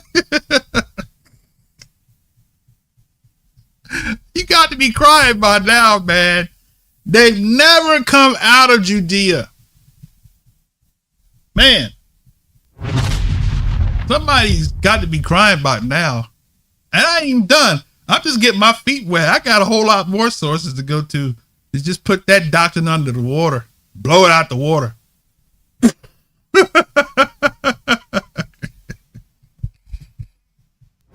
Wait a bit. Put it in the trash can where it belongs. Cut it up. Y'all know why they hate me now, boy. Look, and when nobody comes to this channel, because I'm blowing them out the water. Right. So A.C. Wells said he said, let's read it again. In case somebody missed it, right? Right? Wait a minute. Are you going to repent? He said, the main part, I got tears in my eyes. I can't go no further than this line right here, brother. This is so funny to me. All it takes is just a little bit of reading, brother. You're reading the sources and you're not reading them right. Now, vocab alone was right where he said, y'all don't read the sources right. He's right. You're not reading it right.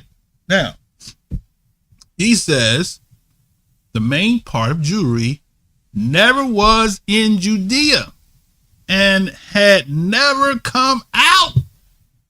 Never come out of Judea.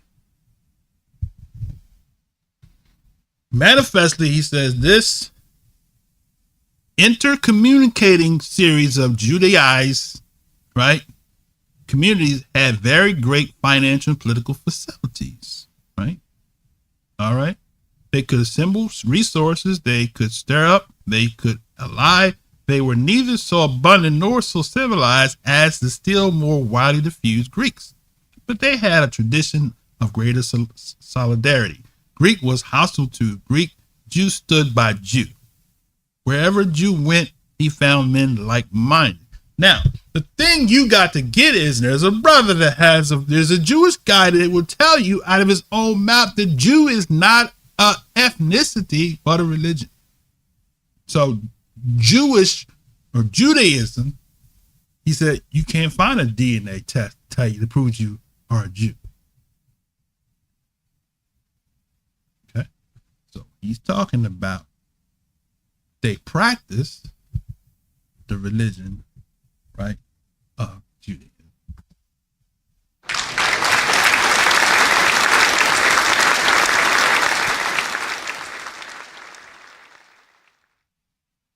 Right.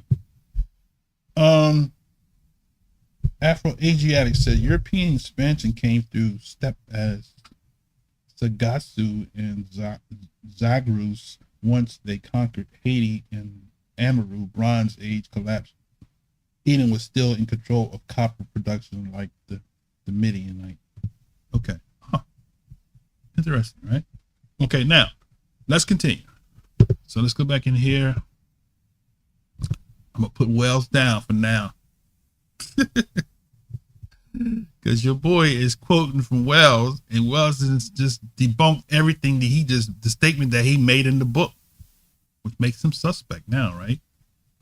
So Wiseman is suspect because he's misquoting Wells, and Wells said something totally different. So Wells said that they were a Turkish people. They were mainly Japhetic, right? And they were mainly Jews in South Russia in the 9th century. Statement is not saying that the Idumeans or Edomites, Idumeans were Edomites. It just simply stated that they converted to the religion of Judaism.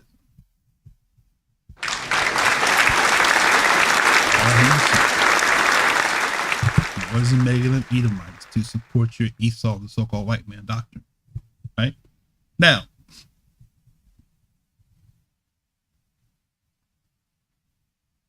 let's go here real quick.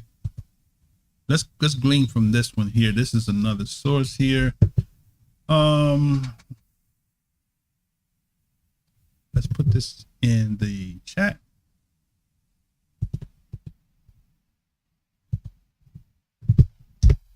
Okay.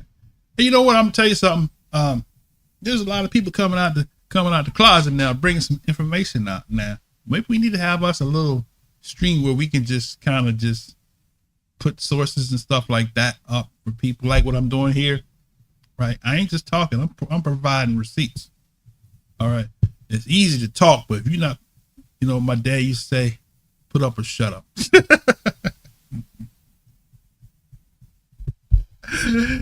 You talking cheap, put up or shut up. That's my motto, right? So if you got some knowledge and information, put it up. Because anybody can say anything, and people believe you because you say it. You don't have no receipts. If you don't have no receipts, you just talking. Talk is cheap, right? I'm not one of them talkers. I'm gonna tell you, I'm gonna kick your butt. No, I'm just gonna knock you upside the head, knock you out. I ain't gonna waste no time talking to you.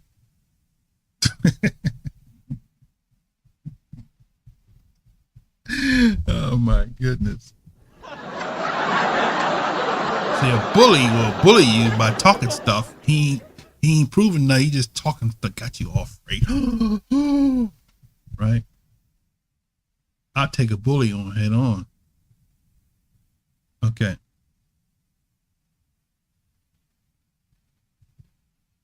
So, I mean, my brother Afro Asiatic, I'm not saying that you don't know what you're talking about, but what I'm saying is that if you got some receipts, bring them on, brother. Don't just talk. Talk is cheap. All right. We give references and stuff like that. So if you got references and you bring it on, right? We'll pause station identification to look at your sources. All right. Anyway, let's continue. All right. So where was that? The link. Okay, the link I put up there. Everybody click that link there. Okay.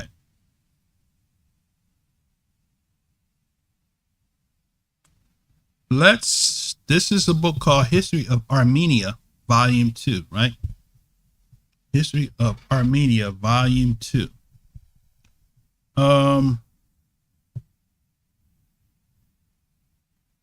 Where do I want to begin with this? I don't want to do too much reading.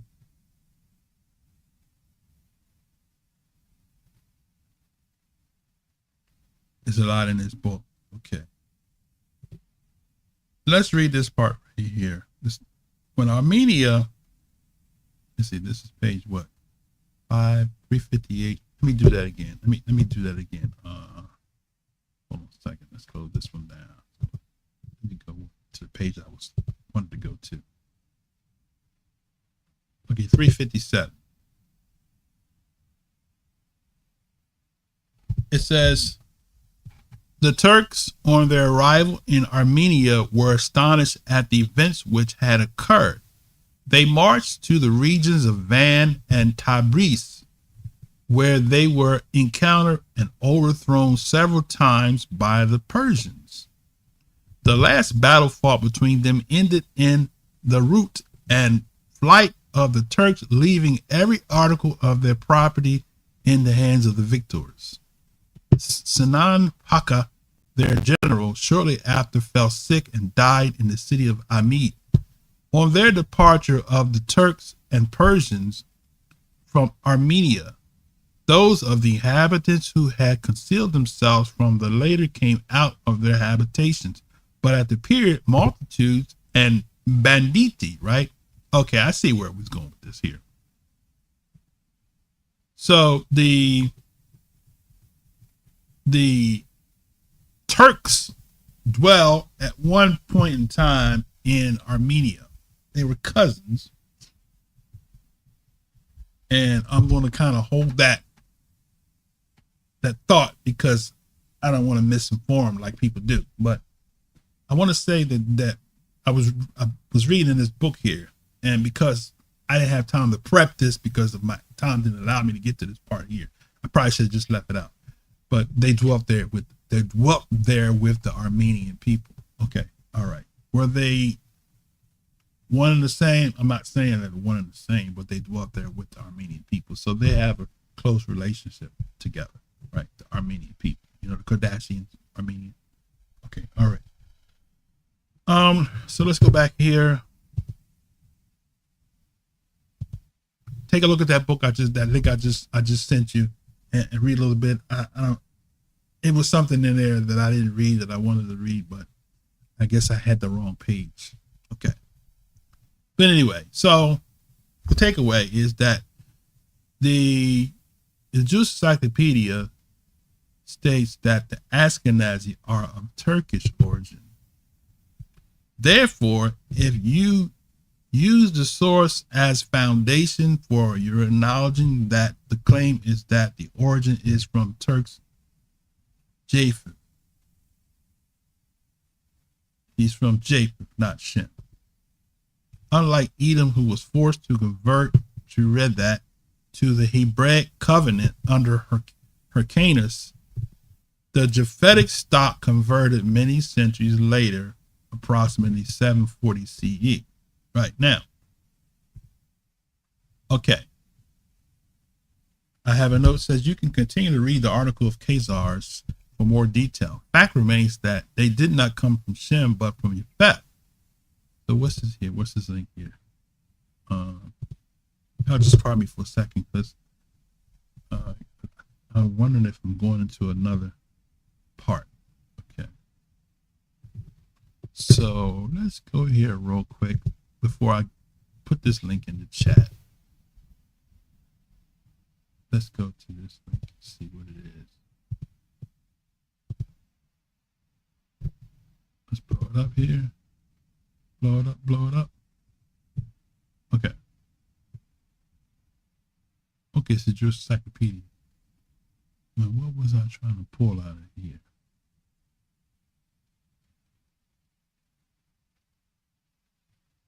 Okay, here's Ashkenaz. Ashkenaz, Germany, name applied to generally in medieval rabbinical literature to the country. Its origin is obscure among the sources quoted by Zunes, the ritual of Aram Geun, okay?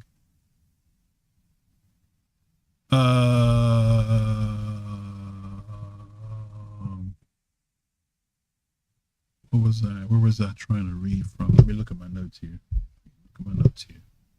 See, that's why I need time. See, because I can't flow, and I'm in between. And I think this might be the part where I didn't get a chance to get to the brief my notes here. Let me see. Just bear with me a second here while I try to figure out what's going on here.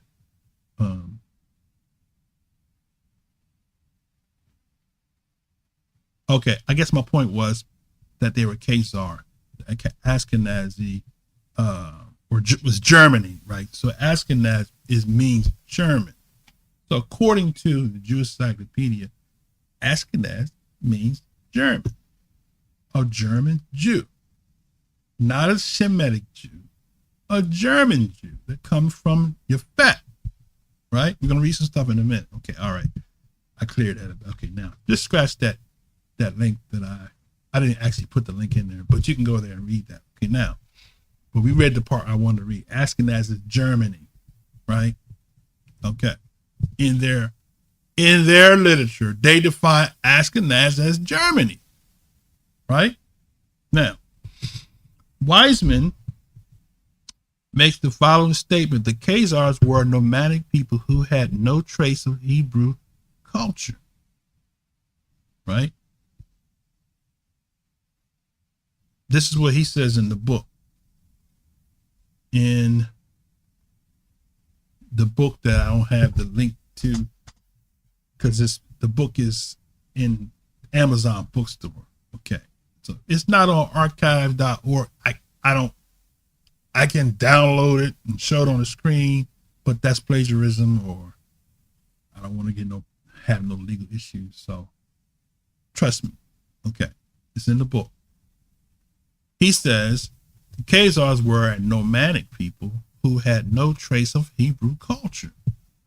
So if the Khazars are a nomadic people, is what he says in his book, then how could they be Hebrews if they had no trace of Hebrew culture? How could they be Edomites?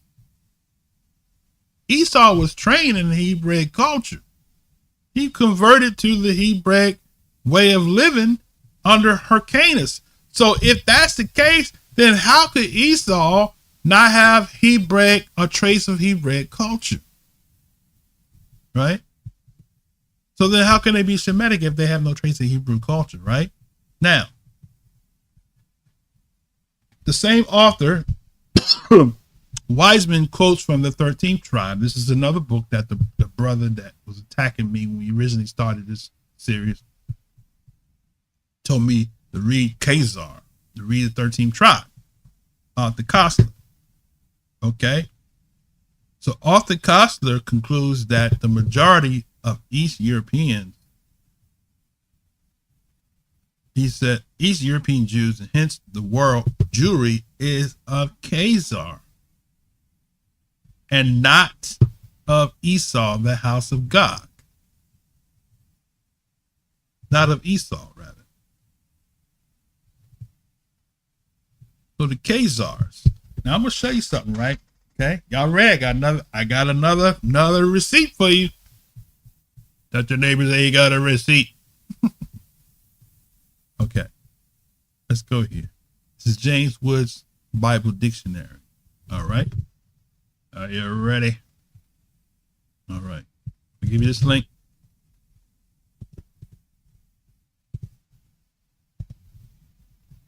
Okay, let's go this thing together. All right, now, what I want to point out is, see the section here where it says Yefeth enlarged, right? Let's just read it, okay? Are you ready to read? Read it. Okay, now, Yefeth, where's my seeing eyeglasses here?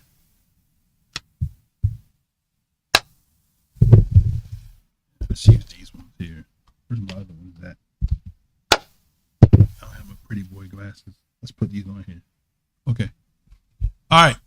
Ooh, I can't see with these.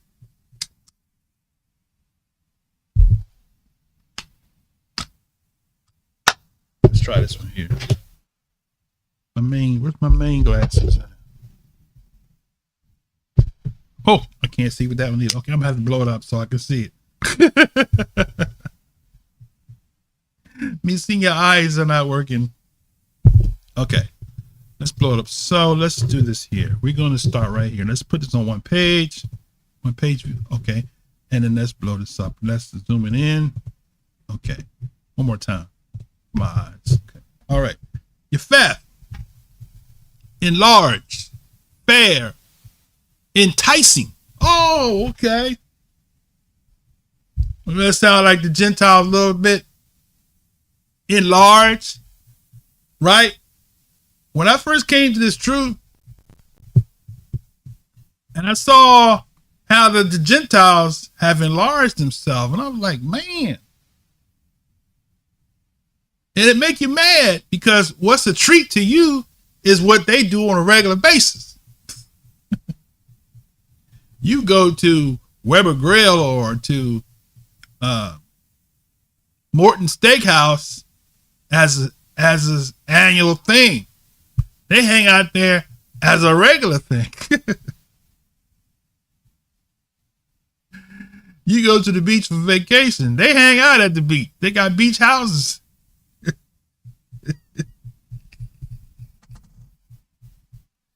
Right. So now, Yefeth, it says, means fair complected, enticing. The elder son of Noah and born AM 1556. Okay. To reward his kind, the modest covering of his father's negatives as he lay drunk, his father blessed him, saying, Yah would enlarge, persuade him, and make him to dwell in the tents of Shem. Ask the average camper. Please explain. Yah shall enlarge Yefeth, and he shall dwell in the tents of Shem. Ask them, what does that mean? And watch him go over here, go over here. Instead of asking, what does it mean, Yah shall enlarge Yefeth? You don't have to go nowhere else to read that. Enlarge, what does it mean to have enlarged? Expand, right? That's what Yefeth means, expand. The Yefeth have expanded his borders, right? All right, just like in the vision that the prophet Daniel interpreted to King Nebuchadnezzar. He saw the kingdom that was divided with the 10 toes that had expanded itself across the globe. Y'all ain't gonna talk to me, right? So, Yah will enlarge Yefeth, and he will dwell in the tents of Shem. Okay? Watch what he says here. and rendered the offspring of Canaan his servants. His posterity were prodigiously numerous. He had 7 sons, Gomer, Magog, Madai, Yavan, Tubal, Meshach, and Tyrus, right? Their posterity peopled the north half of Asia, the north half, Caucus Mountains.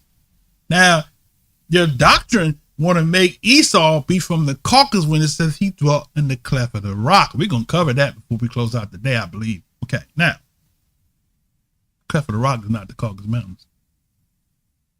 That's what your doctrine teaches, right? Now, it says his posterity were prodigiously numerous. He had 7 sons, Gomer, Magog, Madai, Yavan, Tubal, Meshach, and Tyrus. Their posterity peopled the north half of Asia, almost all the Mediterranean Isles, all Europe, and I suppose most of America. Boom! Isn't that what I just said? That they expanded their border and they have now expanded globally. Expanded to America, he just said, right? Right? Read it again.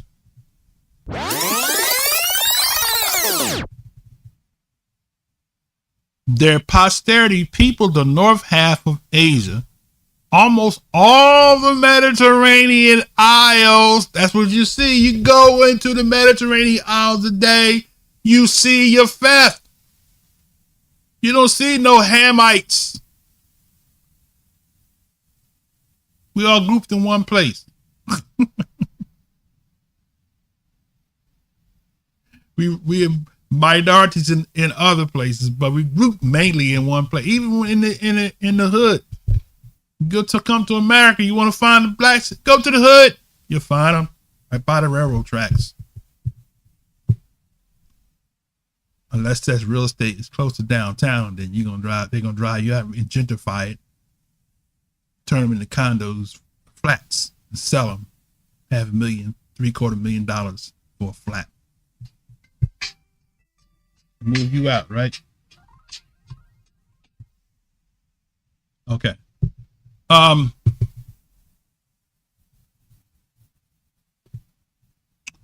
So it says their posterity peopled the north half of Asia and almost all the Mediterranean, right? Isles of Europe, and I suppose most of America. How the Greeks, this the part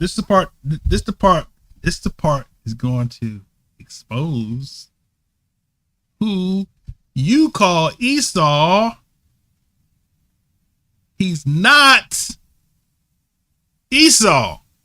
Now watch this. How the Greeks and Romans seize on the original residents, the descendants of Shem. I'll read that again. All right. How the Greeks and Romans seized on the original residents of Shem. One more time. How the Greeks, underline Greeks, Romans, underline Romans. So remember, you gotta look at Daniel's prophecy for it to make sense. Doggone it, you can't make Esau be the white man if in prophecy he's not. Because in the vision that Daniel saw, the 4 beasts after the fall of the Babylonian king Nebuchadnezzar, it was the Medes and Persians, and after them was Alexander the Greek of Macedonia, and then after him, it was the Romans that oppressed Israel, just like the Most High said through the prophecy, right? So you have Greeks and Romans, right, who became the Greco-Roman, which ultimately merged together and had East and West. And then from there, you had the 10 toes, which are the 10 nations of Europe, are the sons of Japheth. Now let's go back to the book. All right. Glad you asked. How the Greeks, Romans seized on the original residence of the descendants of Shem in Syria. Back it up again. What that passage means, right?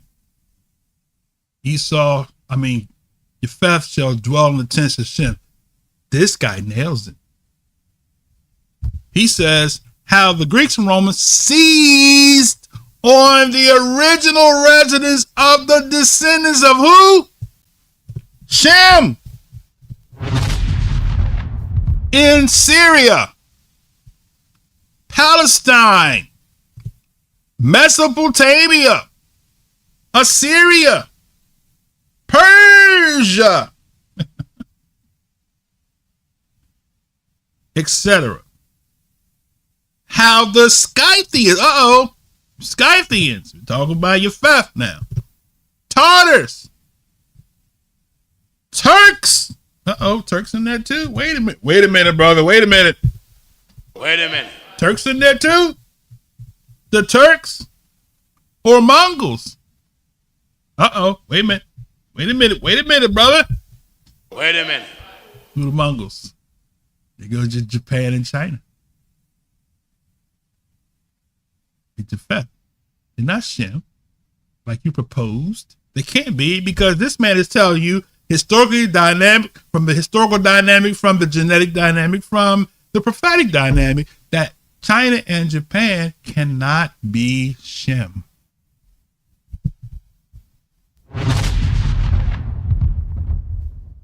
Can't be. You don't comprehend prophecy if you make them China and Japan to be Shem, to be Lot's children, because Lot come from Shem, not from Japheth. Japheth shall be enlarged, right? So it says that how the Greeks and Romans seized on the original residence of descendants of Shem in Syria, Palestine, Mesopotamia, Syria, Persia, and etc. How the Scythes, the Tartars, Turks, or Mongols, the descendants of Gog and Magog. Wow. Who's Gog? Who's Magog? Let's continue. The descendants of Gog and Magog have made themselves masters of southern Asia, may be seen under these articles. How, we're talking about Japheth now, how the Dutch, English, Portuguese, Spaniards, and Danes have seized the islands or other settlements in southern Asia and place adjacent is evident, right? So now, in the Jewish Encyclopedia, we didn't read it, but the Jewish Encyclopedia is going to confirm that the Turks went down into Arabia Petra. They lived there for a season. They studied the people, right? So the sons of Japheth, Caucasians, expanded everywhere, right? They were in the Dark Ages, so what did they do? They made voyages to learn. They had to catch up in history. They had to learn about these different civilizations and cultures. Some of them moved there. That's how you got to South America. That's how you got Elon Musk. Some of them moved to South Africa to study the people there, the original indigenous people there, and to overthrow them. Yah shall enlarge Japheth, and he shall dwell in the tents of Shem, because you got Shemites mixing with Hamites all over the place, all over the globe. Right. Moab and Ammon is not China and Japan. Next week, when we close out, who was Esau, Edom, we're going to break all that down. And when you're done, you're not going to have no confusion in your mind as to who Esau is today. Some Edomites are among you.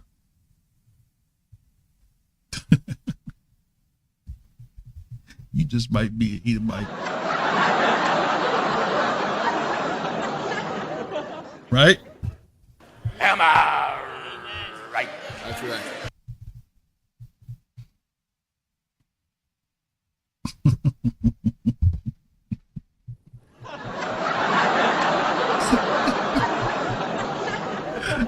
I'm enjoying destroying this doctrine. Okay, where was that? All right.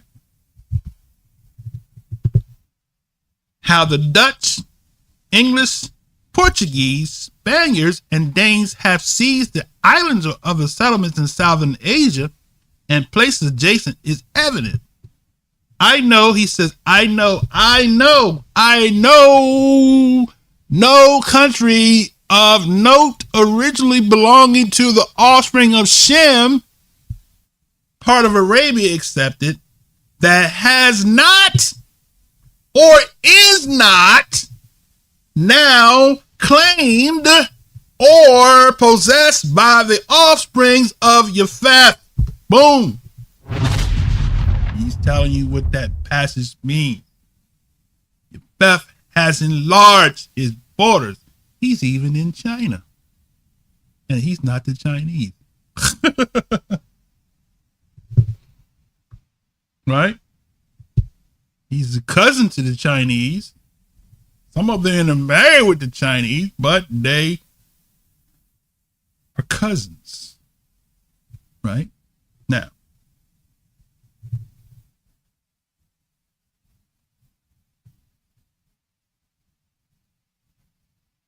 it says, where was that? I know no country of note originally belonging to the offspring of Shem, part of Arabia, accepted that has not, nor is not now claimed or possessed by the offspring of Japheth.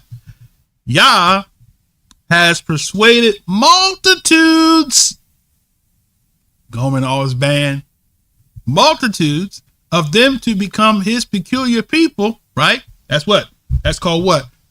Supersessionism, replacement. That's why they feel the need to evangelize the world with Christianity. We'll talk about that in another lesson, where they impose Christianity on the Hebrews. You convert, we're going to kill you, make you a slave. Right? All right. So, it said, Yah has persuaded multitudes of them to become his peculiar people. Y'all know where they came from, right? Exodus 19. Right? They shifted and replaced in their theology the children of Israel, right, with the Christian church, right?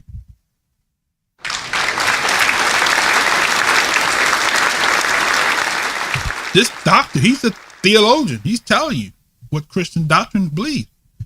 He's saying that Yah has persuaded multitudes of them to become his peculiar people, while the Jewish descendants of Shem are cast off.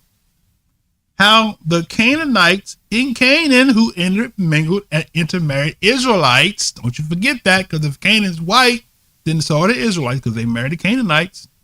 And the curse of leprosy in the house is not white skin. It is what? It is mold. Unclean house. I meant to cover that in the previous lesson because the brother threw that out there. There was a curse of leprosy in Canaan. It was in the house, not in the people. The curse of leprosy was mold in the house, in the walls. It wasn't white-skinned people, white-skinned Canaanites, brother. Where'd you get that doctrine from? You grabbed that out the garbage disposal, didn't you? All right. Let's see now. Now, Canaanites in Canaan, Phoenicia, North Africa, Batia, Heraclea, Arcadia, or Italy have been enslaved by Japheth, right? The Grecian, Roman, Vandal, or Turkish descents is marked in that article. As Japheth or Japtus was the father of the Greeks, no wonder he be so often mentioned in their ancient fables. So what is he saying? He's saying that Canaan, Phoenicians. We're going to cover some of this. North Africans, Hercules, all these people, Italians, right? You know, the original Italians were melanated people, right? Have been enslaved by Japheth, Grecian, and Roman, and Vandals, or Turkish. That explains how you have a DNA match with some Europeans. Okay? Now, You want answers? I think I'm entitled. You want answers? I want the truth! You can't handle the truth! all right. So, perhaps Mount Caucus was originally Gog Hassan, the fortress of Gog, and the Polis Meotis of north of the Oxyan Sea, or Magotis. The descendants of Gog and Magog under various names, right? I have a link here. Let's see. See what I got here. Let's pull a rabbit out of that.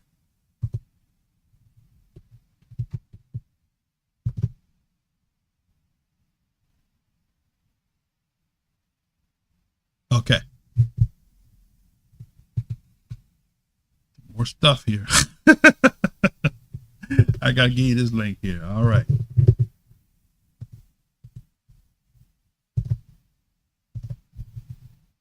Click that link there. This is James Wood under Gog, right? Okay. So we're going to see here that Gog, right?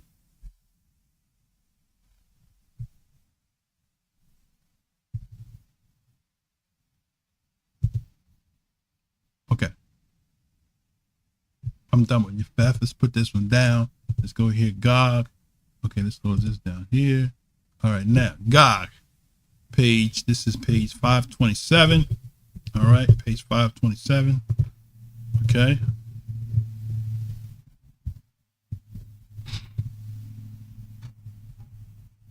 Gog, the roof of a house, and Magog, covering a roof, dissolving, melting.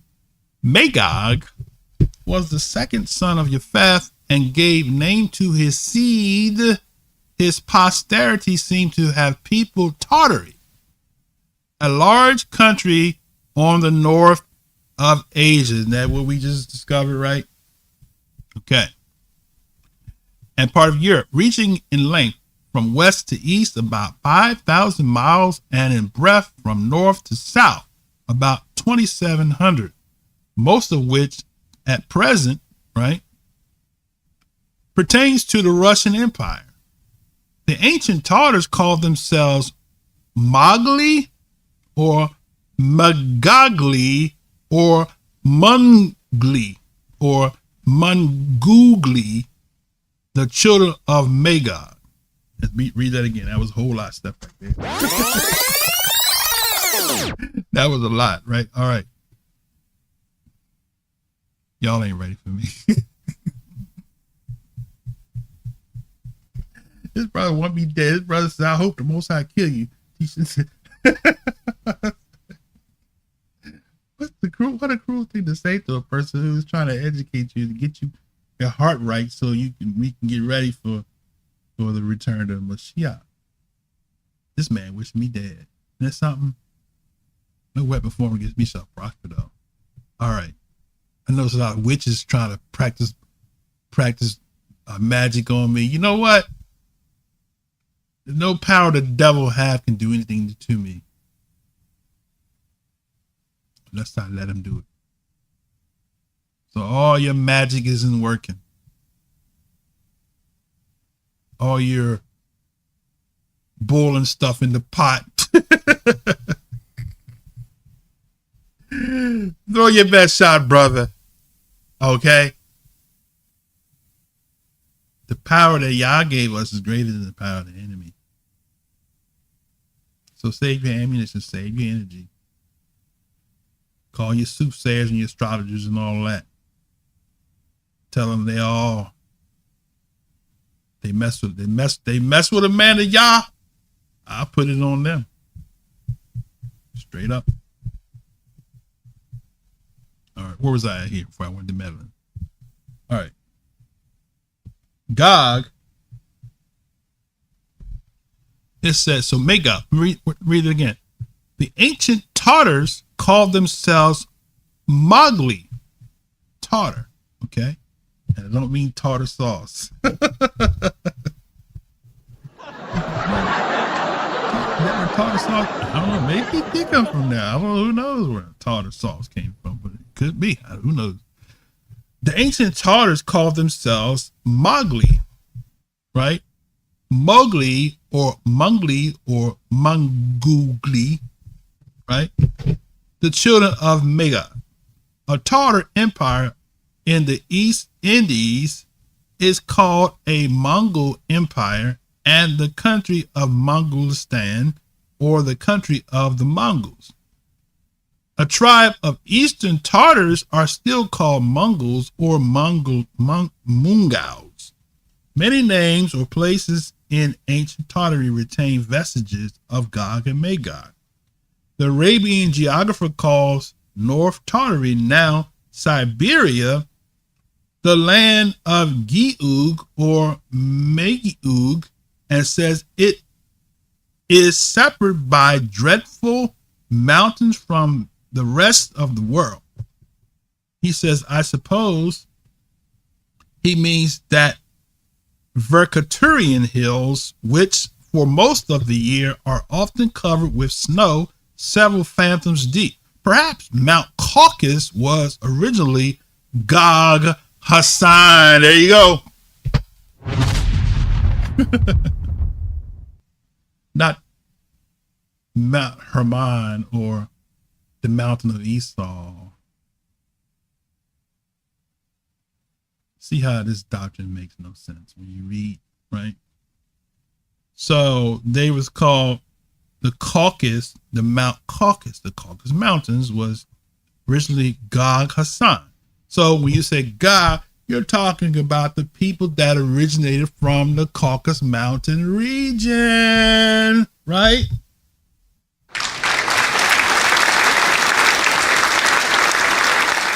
So the people who you calling Esau is Gog, right?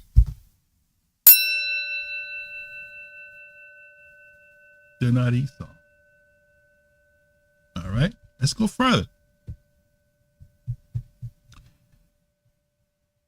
Magog under various names.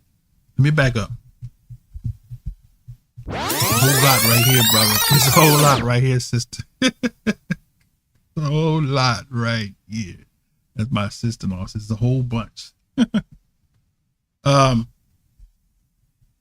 It says, these descendants of Magog under the various names of Scythians, Goths, Huns, Tartars, Mongols, and Turks. Boom! Have made terrible work in the earth. Look, you better highlight that page there. Because this right here, if none of what I said puts that doctrine in the trash can, right? That does. That does. Let's read it again. He says, these descendants of Magog, these descendants of Magog under the various names of Scythians. Stop right there. I need to do a series on Sons of Yefet. I've been working on that to actually amplify all of that. But he puts the nail in the coffin right here, right there, brother. I need it. Judge Judy ballot. Let me see. There you go. I'd have made a ballot. How she do it? Vicky Dillard can do that real good. She talk black to me.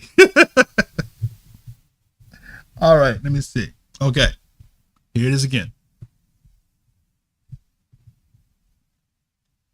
These descendants under Magog, under the various names of Skypes, Goths.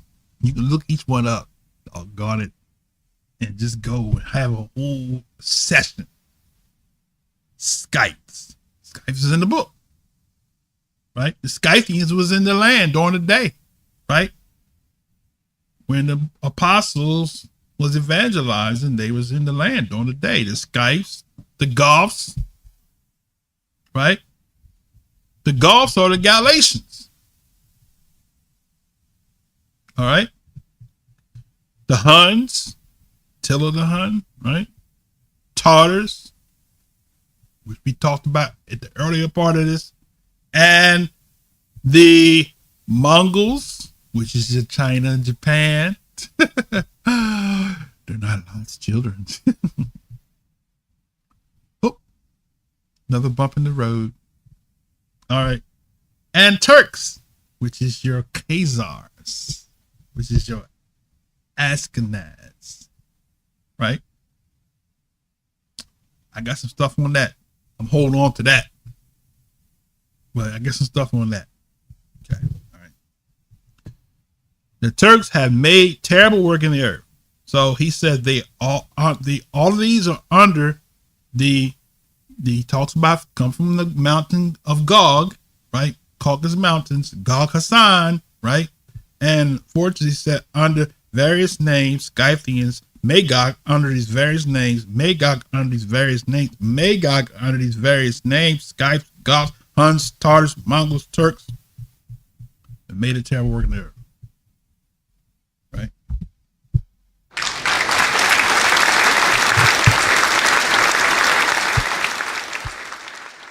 What you gonna do with that? What you gonna do with that? Huh? You gonna throw it away? Oh, you're mad? You gonna say it ain't so, brother. Look, I got a book. I'm just touching the surface, brothers and sisters. Look, I got a whole lot more.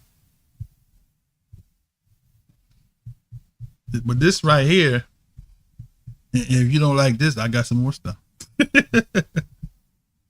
But look, and this was published in 1818. Okay, it's an old source here. All right, now, the Scythians made a dreadful eruption into Western Asia. Let me go back on here so y'all can see it on the screen.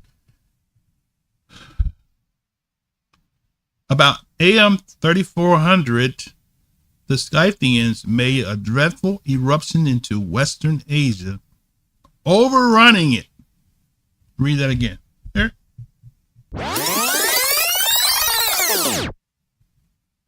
In AM 3400, the Scythians made a dreadful eruption into Western Asia, overrunning it.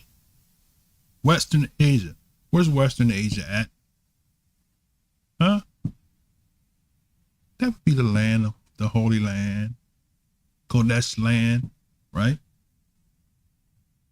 They overran it, but the king of Egypt, by presence and flattery, diverted them from entering his kingdom. Vast numbers of them continued in Media for about 28 years, till most of them, at least their chiefs, were massacred. Much about the same time, they seem to have conquered, conquered China. About AM 3500, they carried on a war with Darius Histapus, about 3670, they poured the utmost contempt on Alexander the Greek. Not the Greek, the Greek.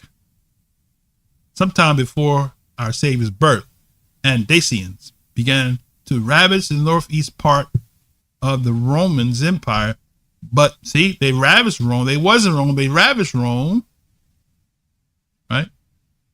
By Trajan. The Samaritans began their ravages in Germany about AD, and they were reduced partly by the Huns about 450, and the rest by the Goths in 500, and the Alans began their ravage of Medea about AD 70, and Europe 120, and the last settled in Spain 409. After the Vandals, who began in AD 166, had ravaged from Germany to the west of Spain, they crossed the Mediterranean Sea and established a powerful kingdom on the north of Africa, and issuing from thence they desolated Sicily, and in 455 took and pillaged Rome, and about 536 they were reduced by the Emperor Justinian, if not before about AD 269, and Capidia began their ravages about 572, were reduced by the Lombards and branched of themselves, who began their ravages about 500, and about 63 years after established the kingdom in Italy, which was reduced by Charles the Roman, or Charles the Englishman, or what he was. He's not great. And AD 85 by Suevi began their conquest, settled in Spain 409. They were reduced by the Goths in 585. So there's a lot of history there, right? Then now I'll go down here. So about 250, the Franks began their ravages, and about 420 settled in Gaul, now called France. About 275, Burgundy began their ravages. And so you get the point, right? Okay, we can continue to read that for the rest of the day. So I just wanted to point that out. He basically tells you, so the people that you call Esau is not Esau, but they are different descendants of Gog. Magog, specific. That's what he's telling you. Right? So because you go from Gomer and his bands, Ashkenaz, Riphav Togarmah, right? Was it Gomer? Oh, wait a minute. Japheth, Gomer, Magog, Madog, Tubal, Meshach, and Tyrus. Gomer begat Ashkenaz, Riphav Togarmah, right? So those sons, right? That's a lesson in itself, right? And now, so he's showing you that these people who the camps are teaching are Esau are not Shemitic in the articles, in the references, that the sources that they use to support that doctrine, but all the authors are basically pointing them back to Japheth, descendants of Gog. Boom.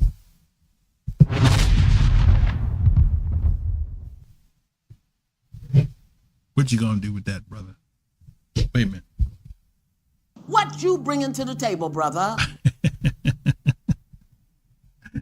I couldn't let the day go by without Yonda having a shot. All right. That article goes on and on and on. We'll read that until Yahshua comes. Right? It's a whole lot more than that. All right. Now let's go a little further here. Okay. That right there. Y'all need to read that one there. Just let Mary take them to the camps. Ask the camps, could you please explain? They'll discredit. Oh no, that's not true. But your doctrine that Esau is a white man is true because you say he's red, which holds no water at all. Red doesn't mean Laban, right? Which means white. Okay. All right. Anyway. So we did that. So the Mount Caucus was originally Gog Hassan, the fortress of Gog or Paulus Metos on the North Oxen Sea, Magotis.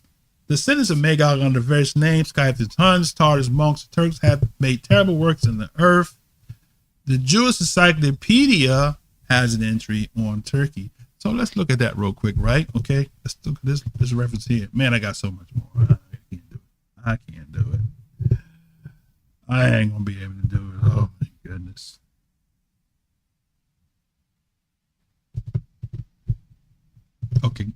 Click on this link here.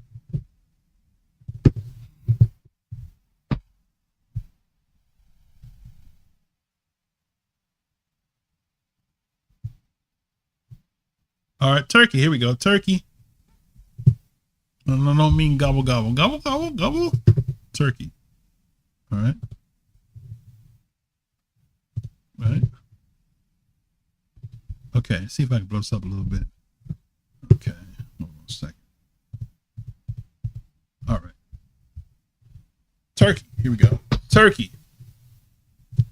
Empire of Southeastern Europe and Western Asia. For present purposes, Turkey is taken to mean that part of Europe which is directly under Ottoman rule, right? Ottoman Turks. Asia Minor, the islands of Archipelago and Mesopotamia, Syria, and Palestine, although under the direct administration of Porte and Arabia, are considered as distinct countries and have been so treated. The Jewish Encyclopedia. The Jews have lived in Turkey from very early time. Read that again.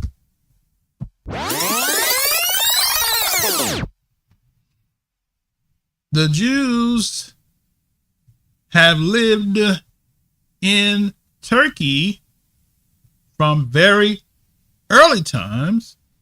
Tradition says that there was a colony of them in Thessalonica at the time of Alexander the Greek, and later they are found scattered throughout the Eastern Roman Empire. So see Adrianople, Byzantine. So now they're not the Roman Empire. They were scattered among. What does it mean to be among? To be something is one thing, but to be among is something totally different. They were among. Look at it. Look at it again. They were among. Tradition says that a colony of them were in Thessalonica, Thessaly, at the time of Alexander the Greek, and later they are founded scattered throughout the Eastern Roman Empire. Okay, the first Jewish colony in Turkey proper was at Bursa, the original Ottoman capital. Boom.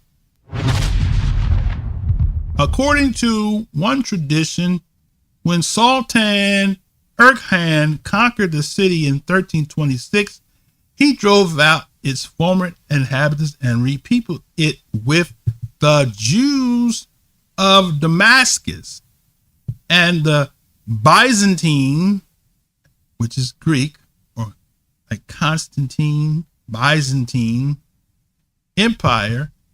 The Judeans received a firman permitting them to build a synagogue, and this edifice still exists, being the oldest in where? Turkey, right? The Jews lived in separate quarters called Yahudi Mahalises, right? Outside of Bursa, they were allowed to live in part of the country, and payment to the Kharaj, the caption tax, required all non-Muslim subjects below they might own land and house in the city or country. Now, what I want to add is this here. A lot of people don't know. The Israelites went into European lands. We often say, "Oh, all the Israelites went to Africa." Some went to Europe too, because there was already a black presence there. The Phoenicians had set the stage up there. As a matter of fact, Caucus people weren't there yet. But see, the camps want to make those people Phoenicians, these are Hamites, Phoenicians and Canaanites, the people that traveled the world. They were the forerunners of the Vikings and all those other European stock that voyaged. They voyaged before them, right? The book called They Came Before Columbus explains that, right? Now, so where was the going with this? Okay.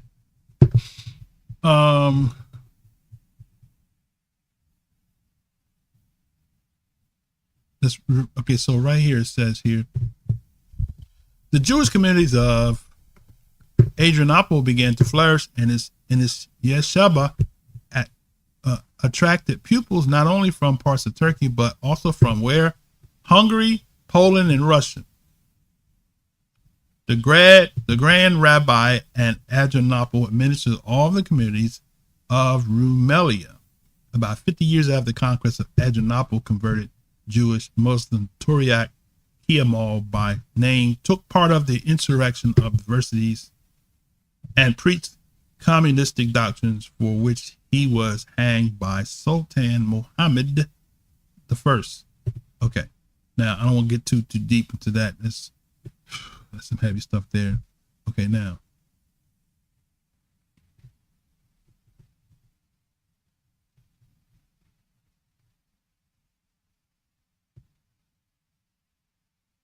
There's a lot in this. Whew, I don't have time. I don't have time. Okay. There's so much in here, brothers. You just got to read that there. That in this here, this spells a whole lot of that falsehood. Just that article right there on the Turkey, right? Okay, let's go further. Let's go a little further here. Okay, so then we have that. Now, so it talks about that they dwell in Turkey, right? So, that's where they came from. They didn't come from Jerusalem, Palestine, right? All right. Now, so they lived in Turkey from early times. Tradition said that they were a colony of Thessaly. Okay. Now, it was under the Greeks that the Israelites were carried in Turkey, and this is me talking now. I believe that this led to the conversion of the Turks, right? Now, I'm gonna show you something, right? This is gonna make them mad. Like the Gentiles, I'm making me more mad now. D-Dog, good to see you, my brother. D-Dog, good to see you. I'm gonna make them more mad now. Did you know that there were, are you ready for this? Black Khazars.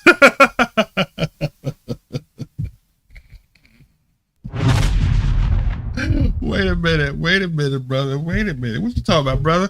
Wait a minute. I need Judge Judy on that one there, right? Wait a minute. Where's my Judge Judy at? I don't believe you. Did you know there were black Khazars? How many of y'all knew there were black Khazars?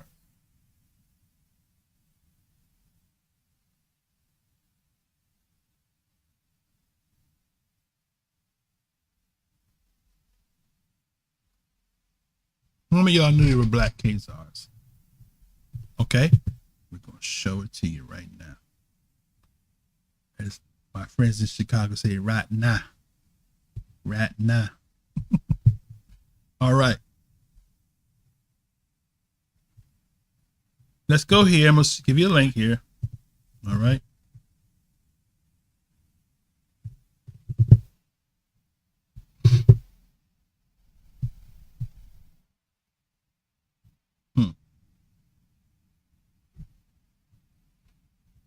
I'm about to step up to another level now. Y'all ready to go to another level? I feel my help coming down. All right, so go to that link there. Let me see. Oh, I didn't give you the link yet.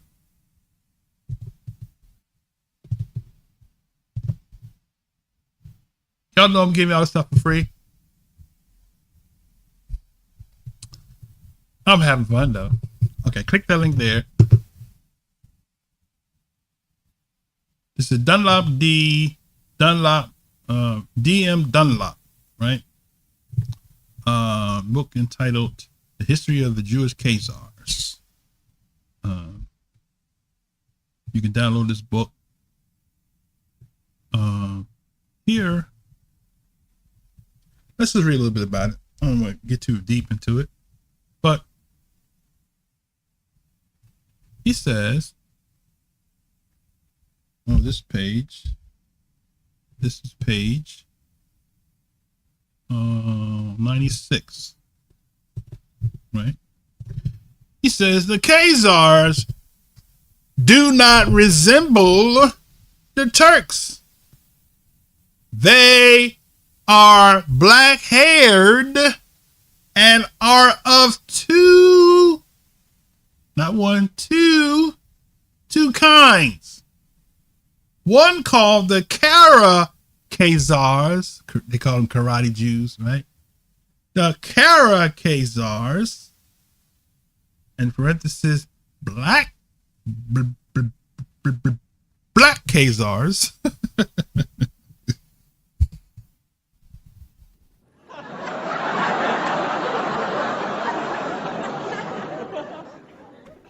One called the black Khazars, who are swarthy, verging to deep black, as if they were a kind of Indians, and a white kind, who are strikingly handsome. How about that? Look, talk about a white supremacy in the book. He says the white ones are strikingly handsome. Black ones, they ugly. They ugly. Isn't that something? Same spirit that's in the atmosphere today was in the atmosphere then. He calls them black. Calls them the black Khazars, who are swarthy, verging to a deep black. Just in case you don't comprehend, he says a deep black. What's a deep black? I wouldn't be a deep black. But a deep black, as if they were a kind of Indians, and a white kind who are strikingly handsome. The slaves found among the Khazars are idolaters. These permit the sale of their children and the enslavement of one another. As the Jews and Christians among them, their religion condemns enslavement of one another, like the Muslims. Khazar country produces nothing much, can be exported to other lands except is in glass. As to the slaves, honey wax, beaver, and other skins, they are imported to Khazaria. The dress of Khazars and the surrounding nations is coats and tunics. No clothing is produced in the country. It is brought to them from the districts of Jurjan, Tabaristan, Armenia, Azerbaijan, and the Greek Empire. So now, what do we learn here? The Khazars converted. Now, that's another hole that the camps got explained. Because if Maccabees says Esau converted to Judaism BC, then how is it that they all the way to the 9th century get converted? Where did it become unconverted? The Edomites became unconverted? Come on, brother. That makes no sense, brother. That makes no sense. Wait a minute. You're telling me that Esau is a so-called white man who was converted under Hyrcanus, the Israelite, in approximately 300 BC, between 300 and 200, somewhere around that time. Okay, you do the math. I might be off, but it was BC. Okay. You're telling me that those same Edomites became unconverted and had to be reconverted under Khazaria in the 9th century? Something's fishy about that. Right? Something's wrong. You're saying in Khazars, the writer is letting you know that they were black Khazars amongst the white Khazars, and I'm telling you that based on that and the conversion time, it was through the black Khazars that they converted unto the practice of the covenant that they call Judaism. Right? I have more on that, but I just wanted to get you thinking for a minute. I ain't gonna do it today though. I got more on that. We'll talk about that conversion. All right. So they're woefully not doing their homework, because under all of this information that's out there, right? Talk about what's his name? King Caesar the Khazar. Right? You ever heard Caesar the Khazar? Okay. I think it was Caesar 5. Caesar 5. Let me see. I'll give you a link. Okay. Caesar 5.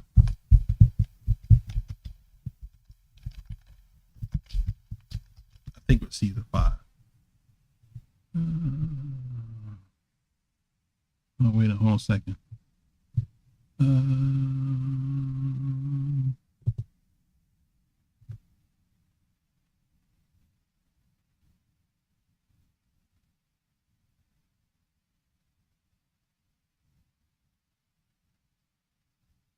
Constantine. It's Constantine. I said Caesar. Constantine 5. Constantine 5 was known as Constantine the Khazar. Right? Okay. So this was the time of conversion, right? So let me just throw this at you. But there's other stuff, but this is something that just came popped up real quick, so I can just throw this link to you and you can work with that.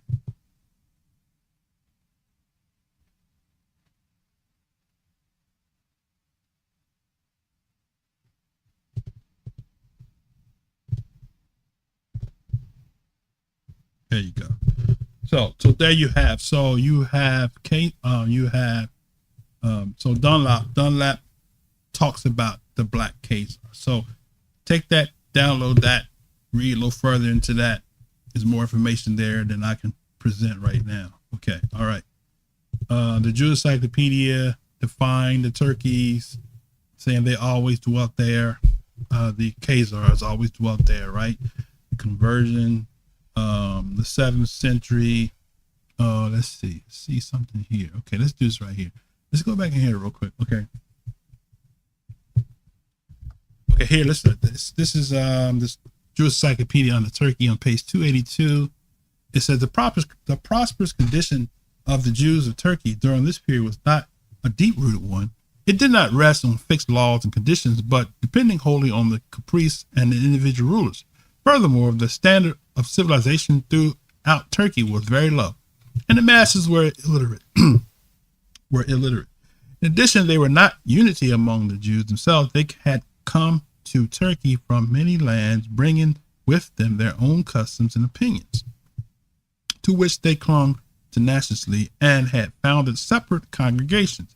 And with the waning of Turkish power, even their superficial prosperity vanished. Ahmad, or is it Ahmad? I think it's Ahmad I, who became to the throne in the early years of the 17th century, it is true favorably disposed toward the Jews, having been cured of smallpox by the Jewish, as you see above, and he imprisoned certain Jesuits. You go get Jesuits there. That's a whole lesson in itself right there, for trying to convert them. But under Murad IV, the Jews of Jerusalem were persecuted by Arab who had purchased the governorship of the city from the governor of the province, and in the time of Ibrahim, right? 1. There were a massacre of Ashkenazi Jews who were expecting the Messiah in the year of 1648. How about that?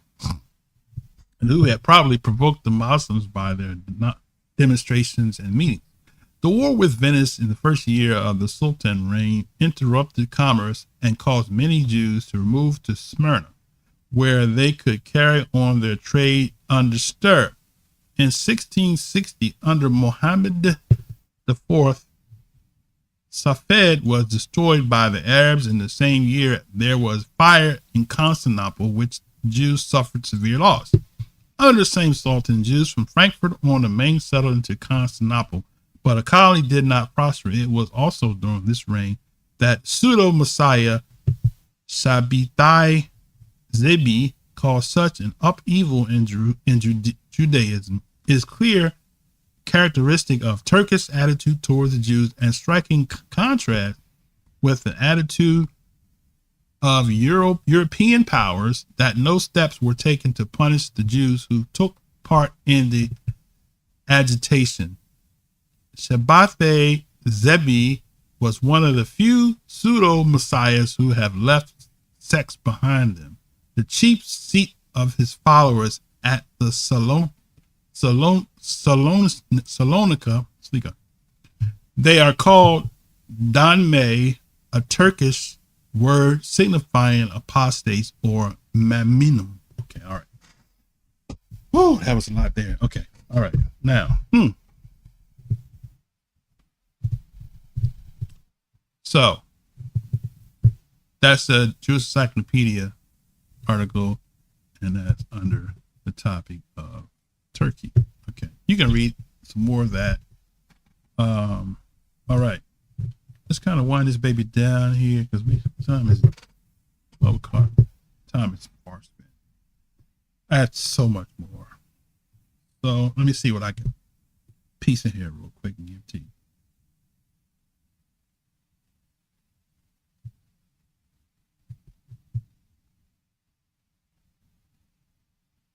Oh, here's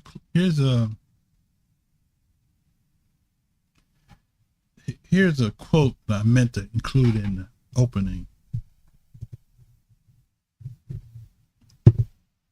Let's see if I can do this real quick.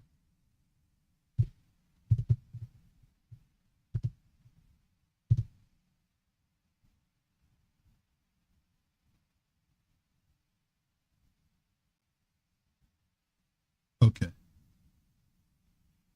That's actually a PDF. It's loading. Okay.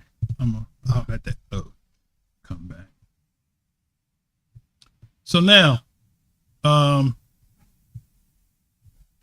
Wiseman quotes from the 13th tribe, right?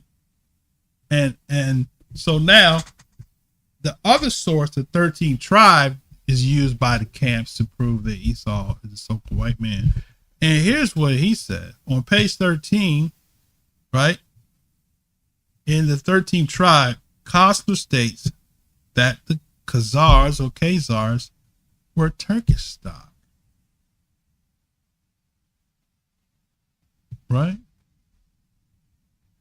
He never said that they were Edomites, Esau, or Shemitic. Matter of fact,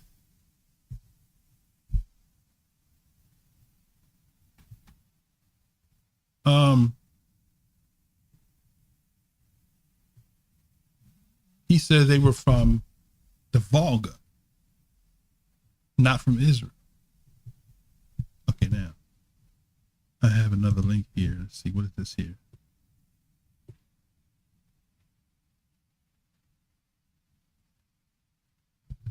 I got one more thing I'll do, and I'll wrap it up here. Okay. This is just extracurricular right now. Okay. I want to turn up the volume next week because I got a whole lot more stuff here. I'm not going to be able to get to it. Okay, so I get a link here. Let's see. Oh, that book finally came up.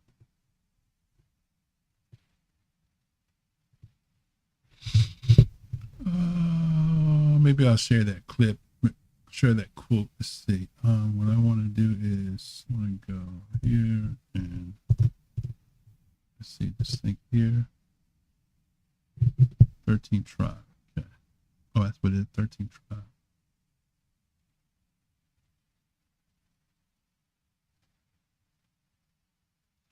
Okay, what was I pointing out here?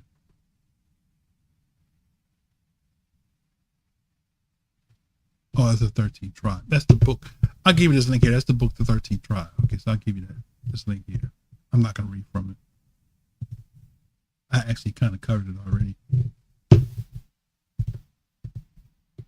I'm gonna look at your comments when I shut down. So don't feel like I didn't see what you had to say, because if somebody had something good to say, I'm with it. I could be wrong. If I'm wrong, hey, I'll correct it.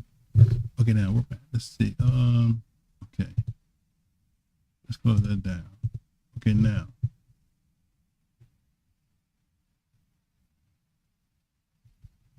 What's this here? I got too many links here. Let's see what's this here.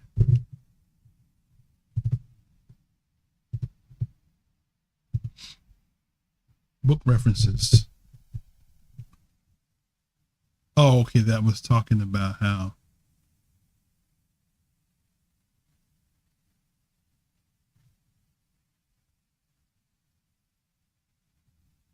I was talking about the 13th tribe. He says about Khazars. They're not Shemitic at all. Okay, now this one here. This will be my last one here. Let me see. I think this is the one I want.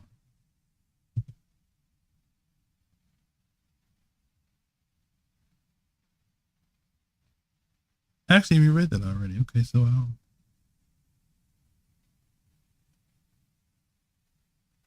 we read that, so I don't need to click that. Okay, all right. So let's see. Let's wrap it up real quick. Let's wrap it up here. Okay, so basically, the sources that the camps use, we just picked a few. We grabbed a few out the hat, the ones that the brother referred to. None of those sources, other than who is Esau and Edom, alludes to Esau being Rome, and he misquoted the other people who don't even say that Esau is the so-called white man. So the wiser men missed it. And he's one of the main ones that people pass the book around. You see on Israelite channels, the Israelites got YouTube channels. They got who is Esau, Edom as their foul-proof support of the doctrine, which we just put under war. We showed you that it's not even a legitimate, sound argument to prove the point. And then we talked about how that the Jews are the ones that invented the doctrine that Esau was wrong. Okay, so with that said, brothers and sisters, next Shabbat we'll wrap it up with who is Esau. I might do a piece in the beginning of Yefet if I can get some time. Okay, if not, we'll just wrap it up with Esau. Who is Esau? Edom-Esau. Who is Esau if he's not the so-called white man? Okay, we're going to break that next Shabbat. So I'm glad you all joined us on this stream. I know it was a lot of information out there. That's why I gave you the links, the links rather. You read those links, study those links. If you find something that proves me wrong, reach back out to me and say, brother, you said such stuff, but here in the same book with her. I'm open to looking at it. Okay, because I don't know everything, but I know one thing I do know: Esau's not the white man. Okay, as a nation, you might have some Edomites that might have a DNA to connect them back to Esau or even Israel. Let me say this here: just because you look white doesn't mean that you can't be an Israelite. That's not even true. Okay. Somewhere down the line, something could happen. Person could be an Israelite and on a father and their father have a daughter in some kind of way. She got enslaved and she went into Europe and she became a German. So there could be some white people that are posed as being Germans that just might be an Israelite, but not a whole nation of people. Right? Okay. With that said, I'm going to wrap it up here. I'll look at your comments when I go offline. So, if I see anything that next Shabbat at the beginning, after we do our Black History presentation, if I see something that merits me to correct myself or to address, I'll do that. If not, I'm going to bid you all a blessed Shabbat. Father, we do thank and praise you for those that join us today on this live stream, those that will come later on. All the sons and daughters of the covenant, Yah, is keeping the covenant regardless of what ethnic background they come from. If they are keepers of your covenant, I pray the peace of Yah that passes all comprehension, keep the hearts of my Yahshua the Messiah. Until we meet again. Hallelujah. Hallelujah. Hallelujah. Torah Yah. Amen. Shabbat shalom, brothers. See y'all the same at the point in time. Shalom, shalom, shalom.